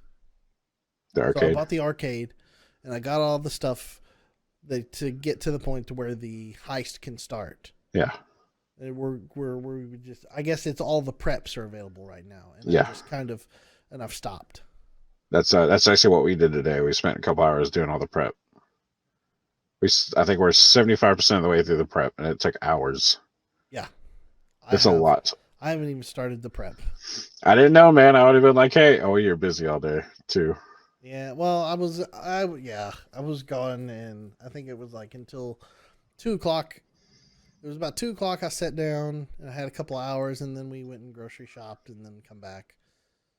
And it's like right now. Now is the time that I have available. It was 7 to 10 is my open block for today. That's why we're doing a podcast. Yeah. Yeah.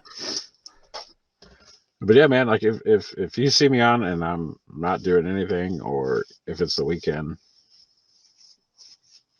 just be like, hey, let's do this thing. I don't have to do stuff. That's the thing is, I'm always like, somebody they're doing something else right now. I don't want to bug them. Dude, if you see me online, just message me like, what are you doing? Because I'm usually, if I'm playing Monster Hunter by myself, I'm usually just beating the shit out of weak ass monsters for the fun of it. And I want to play more of those. Now that Steam will let you do multiplayer games for local games. Yeah. I want to try that and see how well it works. Yeah. One thing. I'm willing to bet is they bought the people who did. They bought Parsec and just integrated into Steam. I want to see and play that because I miss playing speedrunners and then Towerfall, of course, because Towerfall is such an awesome game. Yeah. God, I want to play more Towerfall. I went back and I was watching some of the old videos that we did of all those, and I'm like, I miss all this stuff. That was a lot of fun. Man, Arena was so good. If you guys haven't seen our old videos, you go back and watch them. They're on a YouTube channel. Go back and watch them. There's so many good Arena videos, like Lethal League. Oh, Lethal League was good. They have a new Lethal League out. Well, not new. The Lethal League 2. Yeah. We haven't had an opportunity to play that one yet. Me and Curtis did. Yeah, YouTube. And it's on some videos that I have on either this drive or my other computer. I don't know where they are. I didn't edit them. Because I'm stupid. I think I got sick and then just like immediately just didn't care and then just kind of forgot. Because I remember asking you, I was like, hey, what about those videos? Oh, yeah. I'll get never coming out. I get them. One day they might. I might just fucking get a hair on my ass and edit them and upload them. Literally, kind of made me wonder. I was like, I wonder if you ever sent them over to me. I didn't. Yeah, that's it. Knowing me, I definitely didn't. Because I was like, I could edit and upload those. That wouldn't be a big deal. Yep, nope. They're on my other hard drive. Hey, hold on one second. Look at this guy. Look at this guy in the chat right here. Diddy Kong Racing was really good. Some guy who played that was really good. Like, really, really good. No, listen here. Fuck that one guy. The one guy that played with us, I don't remember what his name was. Fuck that guy. Fucking cheater. That guy. Jesus Christ. Look, okay, there he is. He's still here. Good. I want to make sure he heard that.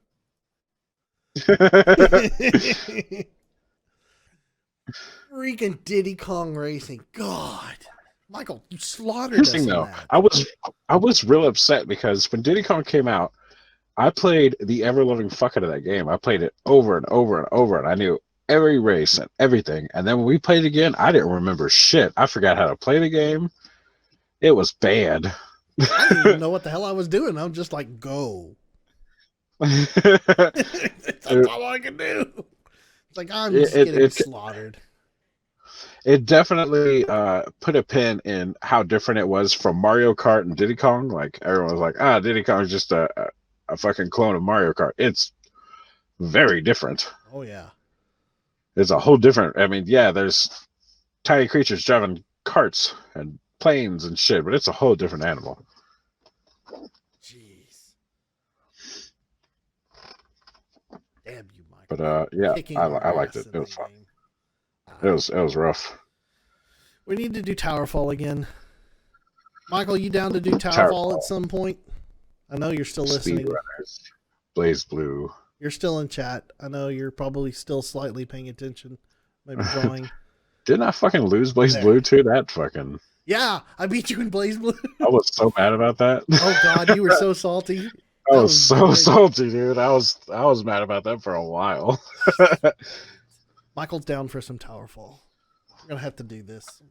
We'll have to put it on a calendar and like section off 30 minutes to an hour for a day or something, and just do some Towerfall, because Towerfall is just sick. But yeah, I was so pleased with myself because I was using Ruby and beating your ass in that game, and I'm like, hey. I'm fucking good at that game too, which makes me mad. You're just hitting buttons. It's like that's all everybody ever does is hit buttons. Hit buttons in the right order. Do combos. I found a couple of combos that work. Just like on when I played Curtis in Justice League 2. Oh yeah. Like fuck you, Aquaman time. Boosh! He was mad that he lost that. Like the only way I could stop you was Aquaman. There we go. Did you win that one too, or did I win that one? Yes, I won that one. Yeah. I remember because that didn't make any goddamn sense. I beat Curtis. I beat Curtis in Justice League 2, and I beat you in Blaze Blue. And I'm like, yes, 2 points to my tally. We're going places. I thought about speed running Maniac Mansion. Do it, dude. I was like, I wonder how fast I can get to an ending. You think you can do it in less than an hour? Possible. I think it's definitely possible. I mean, I can get to the kill all kids ending. It's like, let me put 2 of them in the swimming pool and drown them, and then go piss off the head, and then I'm good. Thanks for coming to my TED Talk. 3 tombstones out in front of the house. I have to see what the categories are for Maniac Mansion. I'd like to do that. I'd like to speed run Legacy of the Wizard. Yeah. Because now that I've actually beaten one of the bosses in the game, I really, really, really want to beat the game. Yeah. Have you ever? I've never beat the game. I hadn't even beat any of the bosses until the last time I streamed the game. Yeah. And I played as the pet, and I went and beat the spider. That was the first time I had ever beaten any boss in the game. I was like, I can do this now. And then I found out there's a trick in the game where you can break it. Oh, fun. Called pause jumping. Jump, you pause, you unpause, and jump right again. Your character can jump twice. And I'm like, nice. This is the greatest thing ever. And I thought I was hot shit when I realized that if you hold up on your controller and right whenever there's spikes on the ground, your character is constantly climbing. So as he's constantly climbing, he's in a perpetual, not an invincibility, but it's like he slightly hovers above all the spikes, so he never gets damaged. Nice. I found that out the other day. I was like, wait a minute, this is working. This shouldn't work. Like, I like this. It's kind of one of the things that they screwed up on, I guess, when they made you be able to like stand on bad guys or climb up bad guys. Yeah, this works. Well, since I miss the days of old exploits where cheating was work. Yes. Like playing Monster Hunter, I was looking for a mod to edit a save because I wanted to fix my character's name, and the only way to do that's with the save editor. So I was looking through mods, and people were like, one-hit kill weapons. I was like, why would you want a one-hit kill weapon in a game that's about fighting monsters? It's like the whole core of the game is about you surviving combat. Yeah. And you're just going to one-hit kill. Yeah, I was so mad. I was like, that's not fun. That takes the fun out of it. The fuck do I know, though? I'm old. Oh. I'm old and I'm white and I'm straight. My opinion doesn't matter. Oh, man. I just miss old video games. Like, I need to repair my ColecoVision so I can play, dang it, what is it called? Choplifter. No, not Choplifter. that was for the,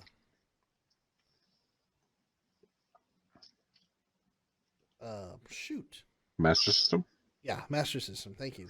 Which, if you go back and watch our channel, I won that one for some goddamn reason. I was having a very bad day. Yep. It wasn't Time Pilot. You know what? Hold on one second. This is annoying me. I've got the cartridge. I'm just going to look it up. So how's everybody doing? Good. I'm real thirsty and I don't have anything to drink over here. I thought I did, but apparently I didn't. Ouch. Pooping? Looping. Oh, looping. Yes. That game was called Looping. Played it all the time on Alan's ColecoVision. What is it about? You're a plane and you fly. Oh. It's the ColecoVision. You didn't have a whole lot.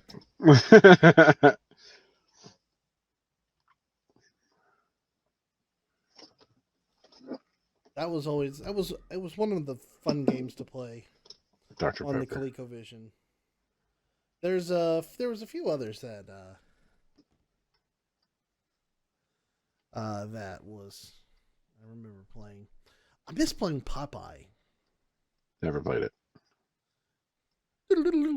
You'd run around and Bluto was chasing Popeye, and Popeye would run upstairs, try to catch all the hearts from that olive oil was tossing.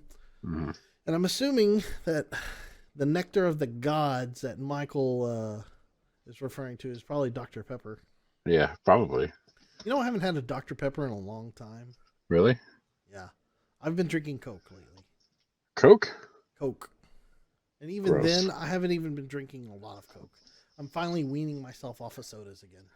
I'm trying, man. I try. And then I get in a bad headspace and I go back to shit that makes me happy, and that's caffeine. Well, of course. And I agree. Popeye was a great game. I love never it. played it. I need to get the cartridge. I need to find the cartridge so I can put it in and play it in ColecoVision. My oldest game experience was Super Nintendo. Good old SNES.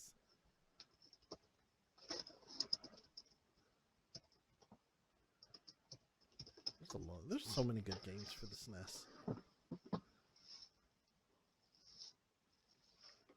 You have some weird ones, like Yoshi's Safari, where instead of the light gun, you have the light bazooka launcher. Yeah. There's a Popeye on eBay for $9. For the ColecoVision? Uh-huh. Nice. It's in very good condition. I'm digging it, but I probably won't buy it right now. You may never see it again. Oh, I'm sure. I'm sure I will. It's out there somewhere. There's what? 4 or 5 of them. Yeah. It was a popular game. Oh man, what if Arcade 1-Up does a Popeye run for arcade? Because they've done Ninja Turtles already. Oh, you said Popeye. I thought you said I buy. I was like, why would they do that? No. Arcade 1-Up that makes those 3/4 cabinets. God, what if they did a Popeye? Oh, that would be great. That would be cool.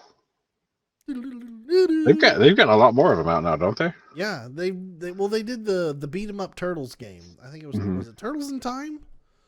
I don't remember. I want to say it was Turtles in Time.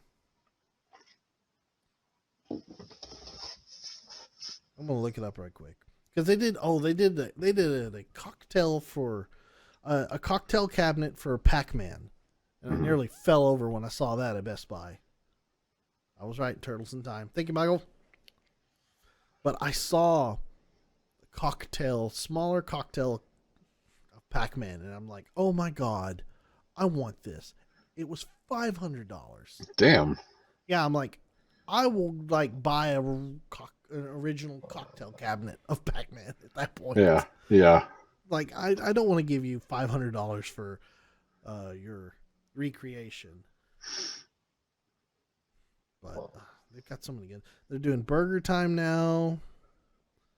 There's a Star Wars home arcade cabinet, Golden Tee, the Pac-Man cabinet, Marvel Superheroes, Final Fight. There's like a bunch of new ones that they've come out with. I don't have enough room to collect them all. Yeah. I can only have my Galaga. And even then, I've got stuff sitting on top of my Galaga machine right now. I've got papers and a license plate for a trailer and then like boxes for security cameras that I've installed in the house. Damn. Yeah, I've been busy. Apparently. Now that I have these security cameras set up where I can view outside the house, it's like that's my fascination now. I'm just on my phone all the time, like, what's going on outside the house? You're becoming that guy. Yeah. I'm like, who's out of my yard? I'm gonna watch what's going on out here. Oh look, there's a guy who drove by. I wonder what he's doing. Pretty weird. So now what you need is like the Ring, and then you need the. I've got that. I've got the Nest doorbell. Yeah. So I've already replaced the doorbell and I've put that in there so I can talk to people through the door now. So you do that, and then you do the remote controlled garage. So like FedEx shows up, and you just be like, "Hey, put that in the garage," and then you open the garage, they throw it in the garage, shut the door. Look, I don't think I haven't thought about that. I legit was like, I could do that. I want to be able to set. I was like, is there any Nest thing for the garage yet? Because I replaced the deadbolt on the house with the Nest Yale lock. Yeah. For it's a keypad lock, and then you can lock your door remotely by your phone. Oh, nice. The thing has already paid for itself in spades. I left the house the other day. Holly and we took off, and we were going to somewhere. And I stopped, and I was like, I don't think I locked the front door. because we were going in and out of the front door in the garage. Yeah. And sure enough, when I looked down at my phone, the front of the house was unlocked. So I'm like, I'm going to fix that right quick. Locked. I'm like, this is already paid for itself right now. Yeah. Yeah, just the peace of mind. No kidding. OCD is like easily satisfied now. Yeah. Only I had a camera on the garage door. I think I'd be able to live right. in peace now. I mean, like, I'm guilty of leaving the garage door open, which sucks. And like, that shit bothers me like all the time. Like, even the one day it doesn't bother me is the day I leave it open. But like, I would get, I'd drive an hour and a half away. Mm-hmm. So like, I'd get here to work. I'd be like, I don't think I locked or shut the garage. I'm like, man, I just really hope it's shut. And then I just wait. And then after I look at the time that you got home, and I'm like, well, he hasn't called me to yell at me yet, so apparently I didn't shut it. Like, I'd go, oh God, I'd lose it anytime. Too much times I would actually go insane because of the garage door. Mm-hmm. Yeah. And you would think I put a security camera outdoors, mounted up underneath the eave and the awning of the house, where I get the driveway and then the front door and then the circle that leads into the neighborhood. I have it all under camera now, so I can watch all the people come and go from my phone because I'm weird now. So what you need to do is just put that one on a gimbal. A motorized gimbal, so you can just swing it down and then put it back. I need to put a mirror. Yeah, you can put a mirror right there. I need to put a mirror on the pillar. Yeah. So I can see if the door is closed. People be God, like, why is that mirror man up there? This is terrible. Now that I've thought about that, my OCD is like so much joy. Like, I would never freak out ever again and have to turn around and go back. It wouldn't have to be a big one, just enough that you could get a good idea, because you can tell if it's open or closed just by the color. Yeah, it's like, is it dark brown? Yes, we're good. Is it dark brown? I see black in the garage. Oh, turn around, go back.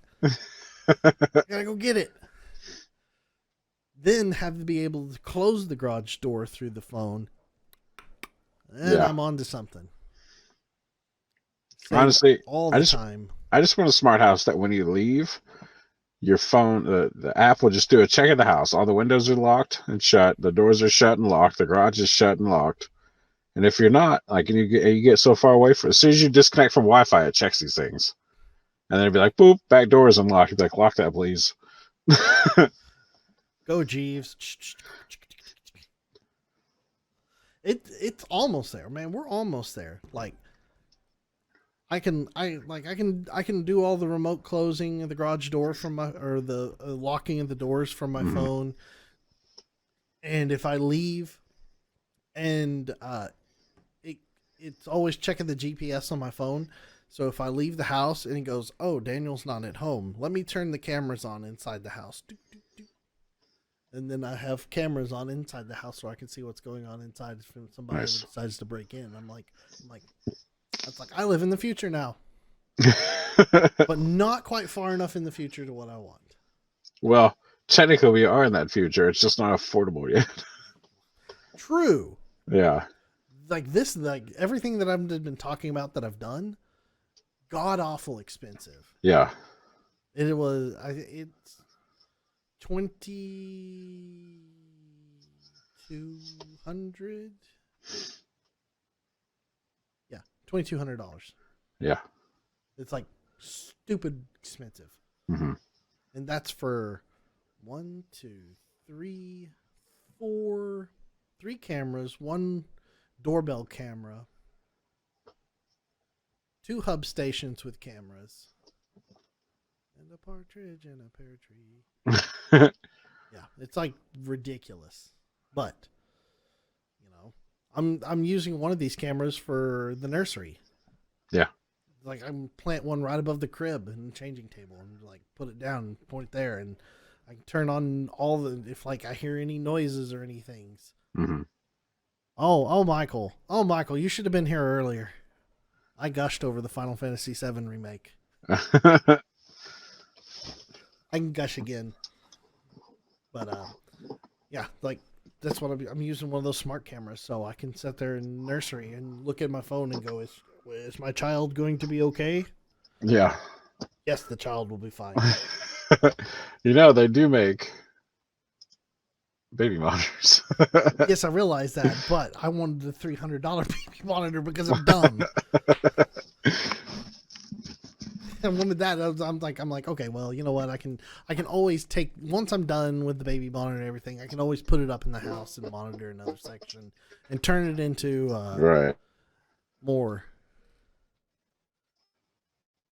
You pre-ordered the super crazy Cloud Motorcycle Statue Edition? There's a Cloud Motorcycle Statue Edition? Is it several $100s? Is it several $100s? I have not seen. Oh. Things to waste money on, and I can't. I gotta be good. Yeah, I tried to do that too, but having to buy rims was unfortunate. Oh. Hey, yeah, I still want to see those rims though. Oh yeah. Yeah.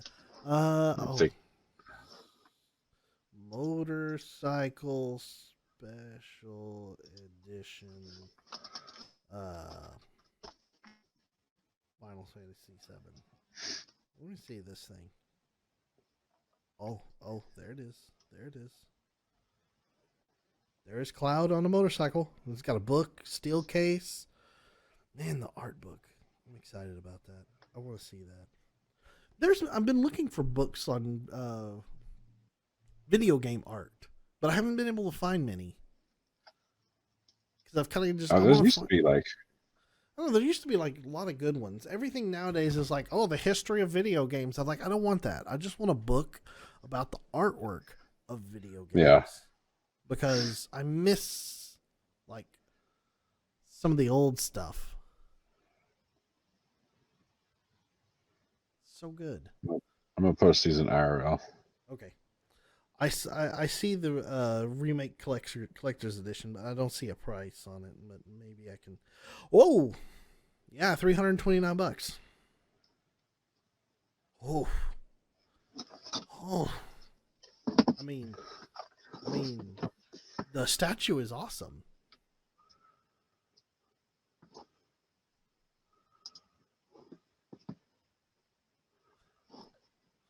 Look, I don't judge. I mean, it's Final Fantasy VII and it's a remake, man. It's beautiful. Right, yeah. The game is so beautiful. Everything about it is so beautiful. And it kills me. Again, it kills me that they're doing this in stages. I want the entire game. Mm-hmm. I'm just like, I have to have everything about this. And then, of course, as we were talking earlier, I want to see not only 7 get remade, but I want to see 8 and 9 get remade as well in the same fashion. Yeah. We'll go with that because I want to play them all again. Because awesome. We don't have to. We can just skip 10. Okay. But not 10-2.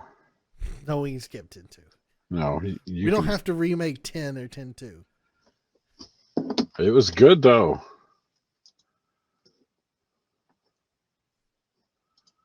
10 was good.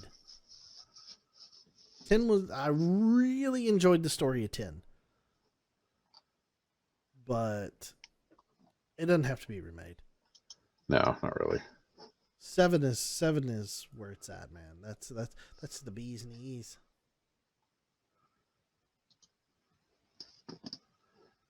That's what I want. And it comes out April 10th. I think that's what it was. April 10th. So not too terribly far away. Did it didn't get pushed back? It did. It was coming out on March 3rd. Oh, that's right. It was coming out March 3rd and it got pushed back to April 10th.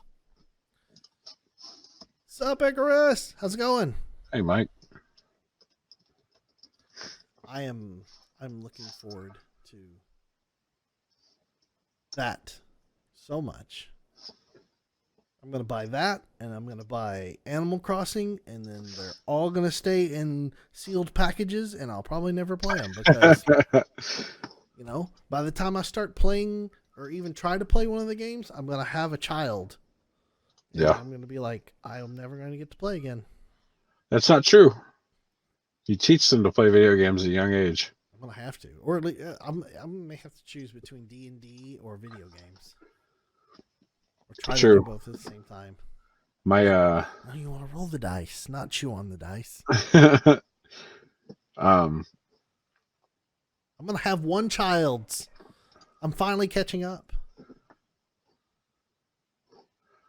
My niece has started playing Fortnite. Oh no! I mean, it sucks that that's what video games. Yeah, it sucks that she's getting onto, but it's cool that because my brother plays Fortnite. He does. So yeah. Oh. So she sees him playing it, so she wants to play it, but she has got the concept down of I use this controller to move.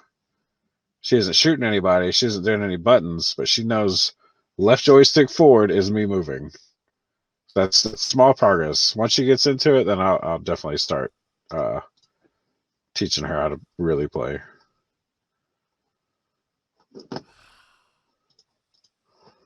Exciting.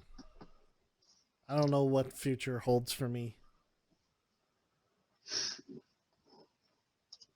Sans. I saw your Halloween photos where he went as Sans for Halloween.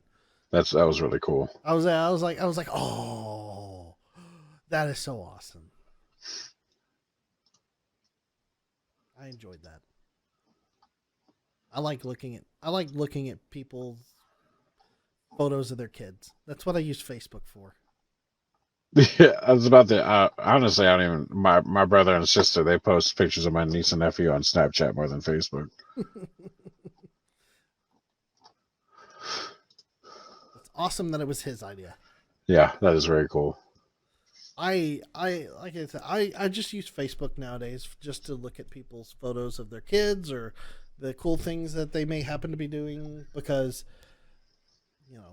everything else is everybody's like blah blah blah this, blah blah blah that. Left, right, Democrat, Republican. It's a lot of the reason I'm not on Facebook at all anymore. It kills me. I'm just like, I'm done. I don't care. Yeah. Just show me pictures of your kids, dagnabbit. Right. Let me see them playing their football games. That's all I want to. Here's a shocker. I actually went and signed up for Instagram.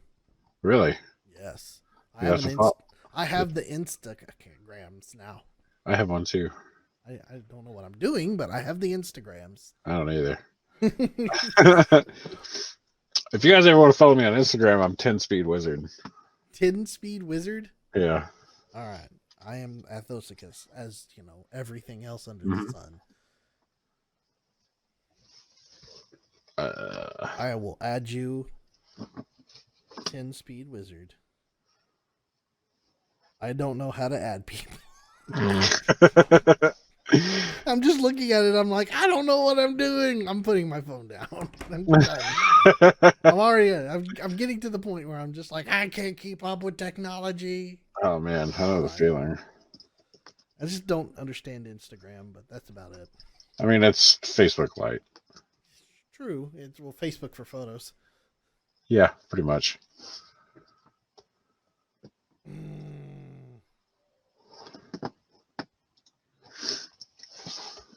Oh, well. Man, I just realized. Hold on one second. Where'd it go? Yes, we have been online for 2 hours. Yeah, I was gonna say it's been about 2 hours. It's been good to catch up. Yeah.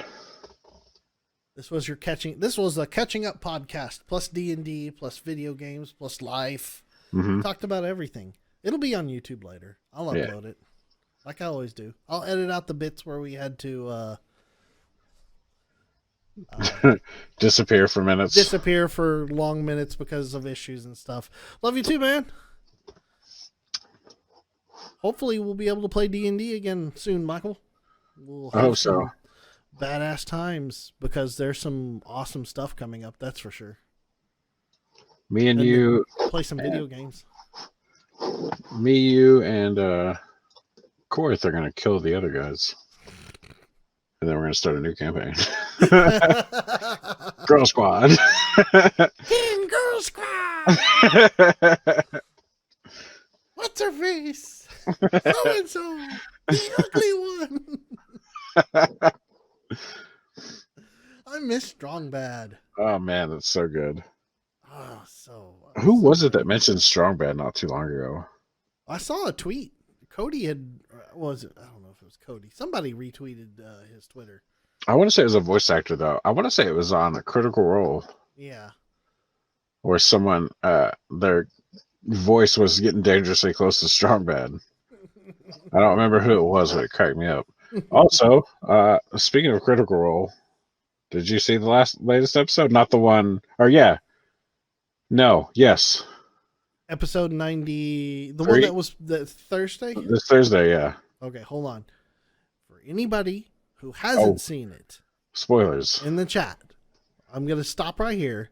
And I'm just going to say, if you haven't seen it, this is your opportunity to plug your ears or turn the volume down. To be fair, I wasn't going to spoil anything. I was just going to say, holy fucking shit. Okay. What a fucking move. Okay. So, all right, we won't spoil anything. Yeah. We won't spoil anything. But MVP. Yeah, that was MVP. Such a fucking play. That was so fucking just... so good. Yeah. It is. Oh man, I literally I had fallen asleep earlier in the evening while watching it. Yeah. And then woke up, and then stuff was going on, and I'm like watching, and I'm just like, oh, I wonder what's gonna happen. I'm like, oh, I just like, oh, this is so good. Just watching Matt's face go through a roller coaster of emotions. That was so tasty. Oh man, God, I love the story. That's all I'm about right now. I wasn't gonna watch it. Normally I watch it when it's on YouTube and I just listen to it in the background while I'm driving. But Friday morning, and I'd stayed up super late that night. And I want to say it was after the campaign. Matt had posted his thing talking about how he was so proud and frustrated of Laura. And I was like, damn, what the fuck did she do? And then the next morning I see Travis's post of just Jester. And I was like, fuck. So I had to go. I resubscribed to the channel so I could watch it. So you watched the VODs. I did. And worth it. Fucking top notch. Like when you play D&D, that's the kind of shit that you want to happen. Yeah. Like you want to have these fucking huge moments that in your head you're like, I don't think this is gonna work, but it's worth a shot. True. And you don't think it's gonna be. It doesn't feel as big as it's gonna be, and it fucking. What happened is gonna leave ripples in Matt's story. Yeah, it definitely, and that's the thing that's what I want to see. That's what I want to see with our campaign, and we've already had stuff that's kind of like been pushing towards that already, especially like, well, you know, when Zamul died. Yeah, I mean that was like circumstances have changed, yeah, levels, and then it's like, okay, well, now none of the rest of the story gets told this entire episode. Now we're all just kind of really fucked up and sad. Yeah. Yeah. Or when Penelope almost got her goddamn brain eaten. Yeah, fuck. That fucked me up. Damn, I wasn't ready. Oh, man. I wasn't ready. That fucked me up real bad. Like, we haven't had a chance to talk about that. Oh, that's true. Shit, man. Well, so, here we go. Yeah, we're going back into it. We got another 30 minutes. Fuck it. Yeah, here we go. I have never wanted to fudge a roll in my life so bad. When I rolled, what the fuck was it? It was like a 4. And even with inspiration, or no, it had to be a 3. Yeah, it was a 3. Yeah, but yeah, because I have a +1 to intelligence, and then the D6 would have only got me to 10. Yeah. Which I think I had to beat 11 or something. Well, yeah, the save for devouring intelligence was your intelligence score. Right. Was 11. So if it hit 11, then no, you were. I would have only got to 10 because I remember I was going to be one short no matter what. Well, that was for that. For the attack, you were. No, you're right. It was the same number. Yeah. Yeah, because no matter what you rolled, even on the D6, you were one short. Yeah. And I was like,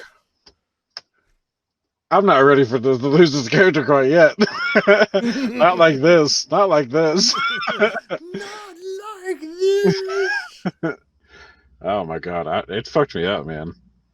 It messed up a lot of people. There's a lot. I mean, shoot, Michael was super emotional in that one. Oh yeah, he's like, dude, I teared up. I was like, dude, I almost started crying. Dude, I thought I was about to kill a second character in a campaign.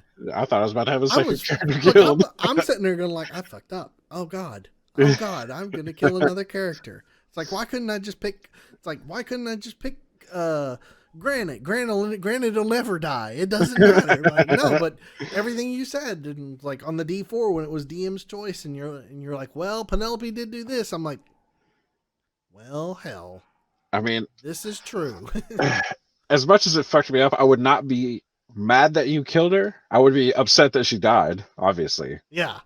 But I was okay with it happening because it was immediate result of things that I had just done.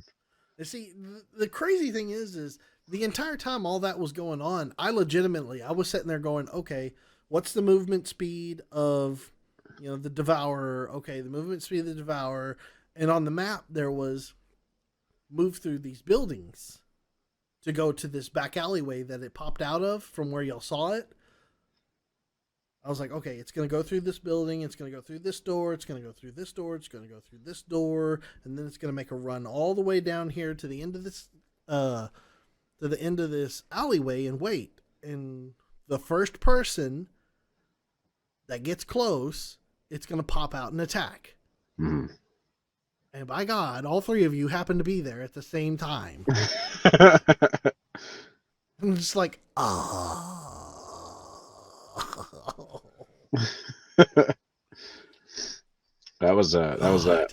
That's a thing I forgot too about why she's so pissed off at like Grim and Granite is she doesn't want to die for people she thinks are murderers. True. So that's a big thing. I had forgotten the reason why, just the actions after her making this decision. But like, I know that we're going against the Beholder, probably.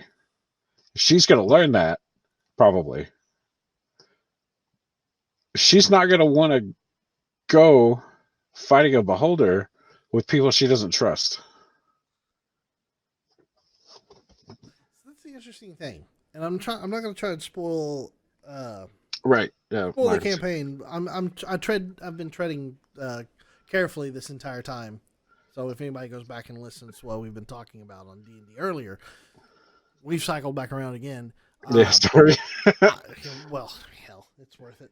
I haven't spoiled anything, but there is a chance y'all don't encounter them. There's always that chance. Y'all, I mean, sure. Y'all direct where the story goes, and depending upon this next episode that we get to record and play, that is going to determine everything. Yeah. And like, I mean, I know because that's the nature of D&D. You can literally go in any direction depending on your choice of actions. But I do know that she's going to find out at least what he is. And we do know that his gang of people is after us. Oh yeah, they've been nonstop right now. I mean, yeah, they've been, every time that y'all have walked somewhere, they've gone and jumped y'all. Yeah. And it's a struggle for me, or I know it will be for me to have her want to be in the party with specifically Grim. But me as a player also knows Granite, the way Granite's going. Yeah. And also Matt. The dynamic shift, I think there's going to be a huge shift. The paradigm will shift. We're going to shift the paradigm.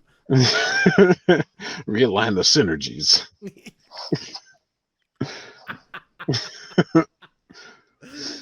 Oh no, I think it'll all come to a head, and I think there's this. It may take 2 episodes before we get back to till we get out of Waterdeep. Honestly, now, just because y'all have got some things that there's going to be a level that y'all got to work out, and poor Abigail. Yeah, like Abigail moved forward and didn't even see what Grim did. Abigail has no idea of what has been going on. And now, now that she's been jumped back in and she's been participating with the groups, Granite and Grim and Nephmarax are all different people than what she first started out with. They used to be cool. They're not cool anymore. They're murder hobos. I can't, They're not murder hobos yet, but they are murder hobo adjacent. I tell you what, Granite has only killed one innocent person. True. He also didn't know. He exploded a sleeping person's head. Right, which is my problem with it. And that was because of Matt. Yeah. Matt egged him on, and Curtis was like, okay, I'm going to do this. Well, the thing is that Nephmarax keeps egging him on, and he's not resisting it. That's true. Again, that's some character growth right there. It is, yeah. In the direction of a character, so. Like I said, Granite's. I'm gonna twist the hell out of Granite once we get out of Waterdeep. Granite ain't gonna know. Granite has no idea what he's in for. Curtis has no idea what he's in for. Right. I'm gonna just wreck him. He's gonna be like, no, and it's gonna be glorious. Curtis is gonna watch this later. That's fine. You have no idea what you're in for. Have fun. I think we all expect that. We all expect some level of fuckery, especially with a lot of our backstories. A lot of our backstories are very dark. I don't know about Grimm's because he doesn't have one. The direction. Yeah. The direction that Cody's been taking Grimm is very much so dark. That's why he has his absorption powers and stuff. And it fits. Mm-hmm. Because of the actions of the group, the actions of everybody as a whole so far, we're all on a very, very dark tone. That's being set up for something coming soon. I feel like we're the big bad guys of this campaign. That's going to be the twist at the end is we were the evil all along. No, because I've thought about if I had the time, I would have ran a second campaign and ran an evil campaign that would have been adjacent to this campaign. Yeah. Ultimately, that would have been the best thing that I would have done. And then the two parties would have collided at the very end, and whoever ended up being victorious at the end wins. So, somebody will taste defeat and bitterness, and then somebody will enjoy a win, and that's the way it would go. I don't have the time to be able to do that. So I don't think we have enough friends to do that. Well, depending on how some things worked out, I probably could have. They didn't work out that way, so I don't have time to run an adjacent campaign though. Anyway, so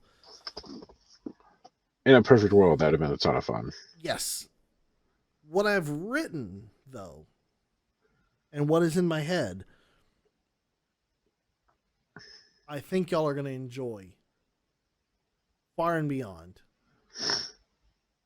Because it's going to... I can't say anymore.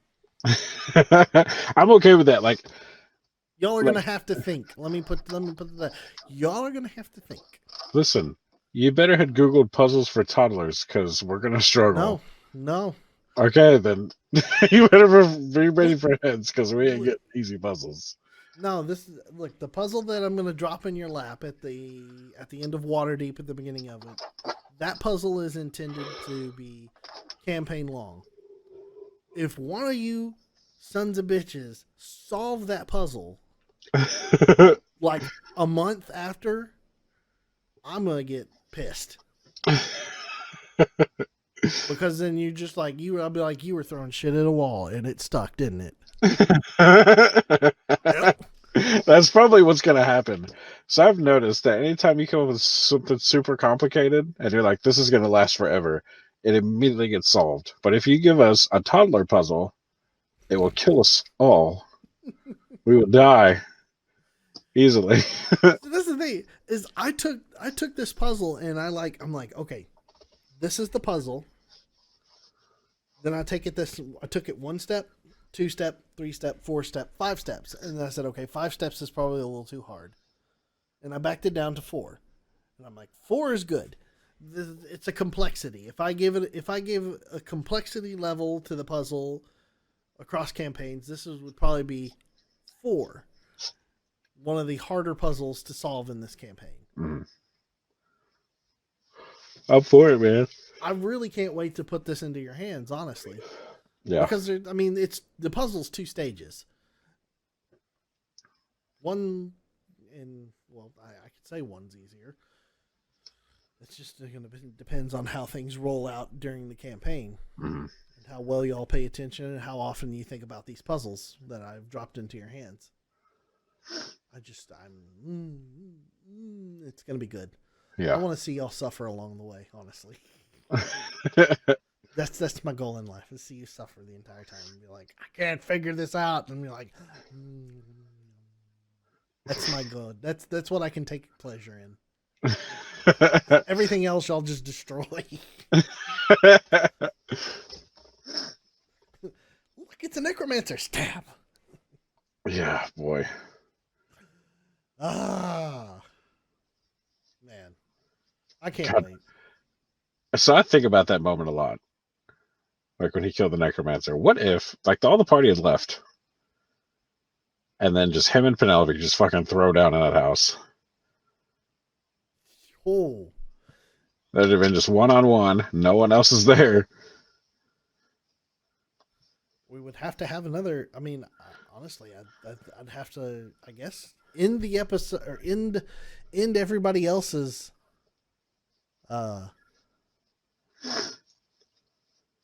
gaming session at that point, and then we'll start initiative and be like, all right, here you go, y'all solving your problem. Because I had rolled to see if she was going eyes gold, full on fucking battle sorcerer, but I rolled low again. Man, that may be the saving grace right there. Is you rolled poorly each time that Penelope is supposed to go insane. Yeah. Oh, you know what? Well, no, Penelope didn't kill a human. Penelope hasn't killed any human yet. Yeah. Actually, I think I did one or two. I thought about that and I was like, I mean, Penelope didn't roll, and I'm like, well, no, Grimm killed the guy. Penelope didn't, so therefore your penalty doesn't come into play. If you'll notice, I have made the extra effort not to actually kill anyone. Oh, I have. You're like, I'm not going to cast a spell. I'm going to wait. And it's like in the middle of a battle, I'm like... My turn comes around, everyone's dead. Problem solved. I'm like, oh, it took care of itself. They're all killing them all. Oh, man. She doesn't like killing people. No. That's an interesting way to play. Play the pacifist. She's not a pacifist. She'll fight when she has to, but a lot of the times I felt like she doesn't need to. True.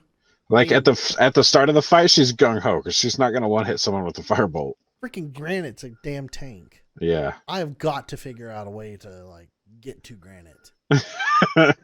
I'll tell you the secret. It's to his heart. You gotta fuck him up emotionally. Doesn't matter. He still rolls massive damage every time, even without the Daybreaker, because he's a freaking barbarian. Yeah, barbarians are they're single point specialists. Yeah, but it doesn't. Even magic on him doesn't work because all of his stat rolls are just stupid. That's true. That is why I recommended point buy instead of true, rolling. But, I was trying to be like, I like the idea of rolling. Yeah. If you get lucky and you get good, then you're gonna love your character. But if you get unlucky, you end up with Grim and Zamul. Hey, I let Cody fix Grim. That's fair. I let him fix Grim. Zamul was an unfortunate accident. What sucks is he didn't have any single low skill. They were all just barely below average. He was just real mediocre. If only there were heals. Yeah, there were. But they were at the end. They were for the end of battle. I still think about this. If one other character, if y'all would have brought one other character with y'all to fight that drow, there wouldn't have been a death. Nope. Even at that point, it was so razor thin close. Yeah. Had I not missed as much as I did, it'd have been fine. But I fucking rolled so low. I think I missed every hit except for the natural 20. Yeah. Which was frustrating. But it was the one hit that saved Nephrax, so that's okay. Yeah. Even though I forgot that 1 point of damage. Here we go. Look at this. Speaking of that drow, last session, I almost got 2 of my players killed by him. That drow does not fuck around. He is way too strong. That's the thing. You look at that drow and you're like, oh, well, we'll get him. It's okay. We'll go. It'd be easy. No. No. You're supposed to scare him off. You're not supposed to kill him. Now, there's a person up. There's not a single enemy that we will let run away. No, eventually you'll learn. You would think that you'd learn with Zamul, but the thing is Nephromax is the only one that would really have learned the lesson. Yeah. And truth be told, Nephromax has kind of taken that pretty hard. Yeah. He may be steely, but the death of Zamul because of him, that's messed him up. Mm-hmm. I love it. I love every minute of it. I wouldn't change anything about how the campaign has ran so far. It's been so fun. I'm looking forward to the next episode. Me too. March something, guys. March something. Hopefully March 1st. Hopefully March 1st. And if we can squeeze another couple episodes in to make up for some of the lost time because I am going to be out in May. Mm-hmm. We won't be able to, unless we do no, I ain't even going to risk it. Because even if I try to risk it, it could be bad. It might be one of those instances where we're in the middle of play and then I'm like, oh, Daniel, I got to go take the wife to the hospital right now. So May will not happen. And then I'm hoping some normalcy will return in June. Yeah. So we're going to have to try and make up for some lost time and get to the fun stuff. At least put that puzzle in your hand for y'all to start working on figuring out. Yeah. So I guess that's going to do it for this week. Who knows when the next Bitcast will be. If you follow us on Twitter at VGBits, so you can follow us, our names are on the screen in the lovely new text that you see, which will be part of the new overlays for the broadcasts. All the text. I fucking love these. The ones that Michael did for Yeah, I hope you don't mind, Michael. I went back and I grabbed both of them, and then I like wiped out the backgrounds, and I'm like, for the podcast, I'm going to use these today. I was like, I love these so much. I want to just pop them in here. It's just me and TJ, and we kind of look exactly like. I mean, oh shit, we do. we almost exactly like it. If you were wearing your gray hat, I mean, you would have been there. Yeah, that's funny. So. It was one of those things. It's like I popped out Paint Shop Pro, and I'm like wiped out the background, and I'm like, I'm gonna do this. It's like I love them so much. It's like, yeah, it was great. Meet the meat, or meet your meat. Meet your meat. VG bang. God, that was so good. I haven't done an email or an A in so long. It's been a long time, yeah. It's been a very long time. It probably won't happen again. Might not. No. Although you can send us an email. We might get to it eventually. Maybe next time. I don't know. If the thing is, if we do hour episodes, maybe like Sunday evenings when nothing's going on, if it's quiet, if it's quiet for me, then I can always pop in. We can do an episode. And I guess have people join in when they can. There's no pressure. It's just BSing now. There's no schedule. So, I guess Michael's leaving because we're fixing to head out too. So, see you later, Michael. Bye, Michael. So, we'll do this again. We'll hit 60. Can't leave it at 59. That's true. We gotta get 69, really. Yeah, I was gonna say we have to stop at 69. All right. Gotta make Brian Foster proud. Yeah. All right, so that's gonna do it for the Bitcast. The VOD will be available on Twitch as long as it stays up, which is I think about 3 days. I will download and upload this to YouTube. It will be in its entirety on YouTube, so you can watch it on the YouTube channel for VGBits. Mm-hmm. Have a good evening, everybody. TJ, man, it was good to catch up. Yeah, man. We will all see you maybe next time where we can do some arena stuff. Yeah. And do some of that. So, good night, everybody. Goodbye.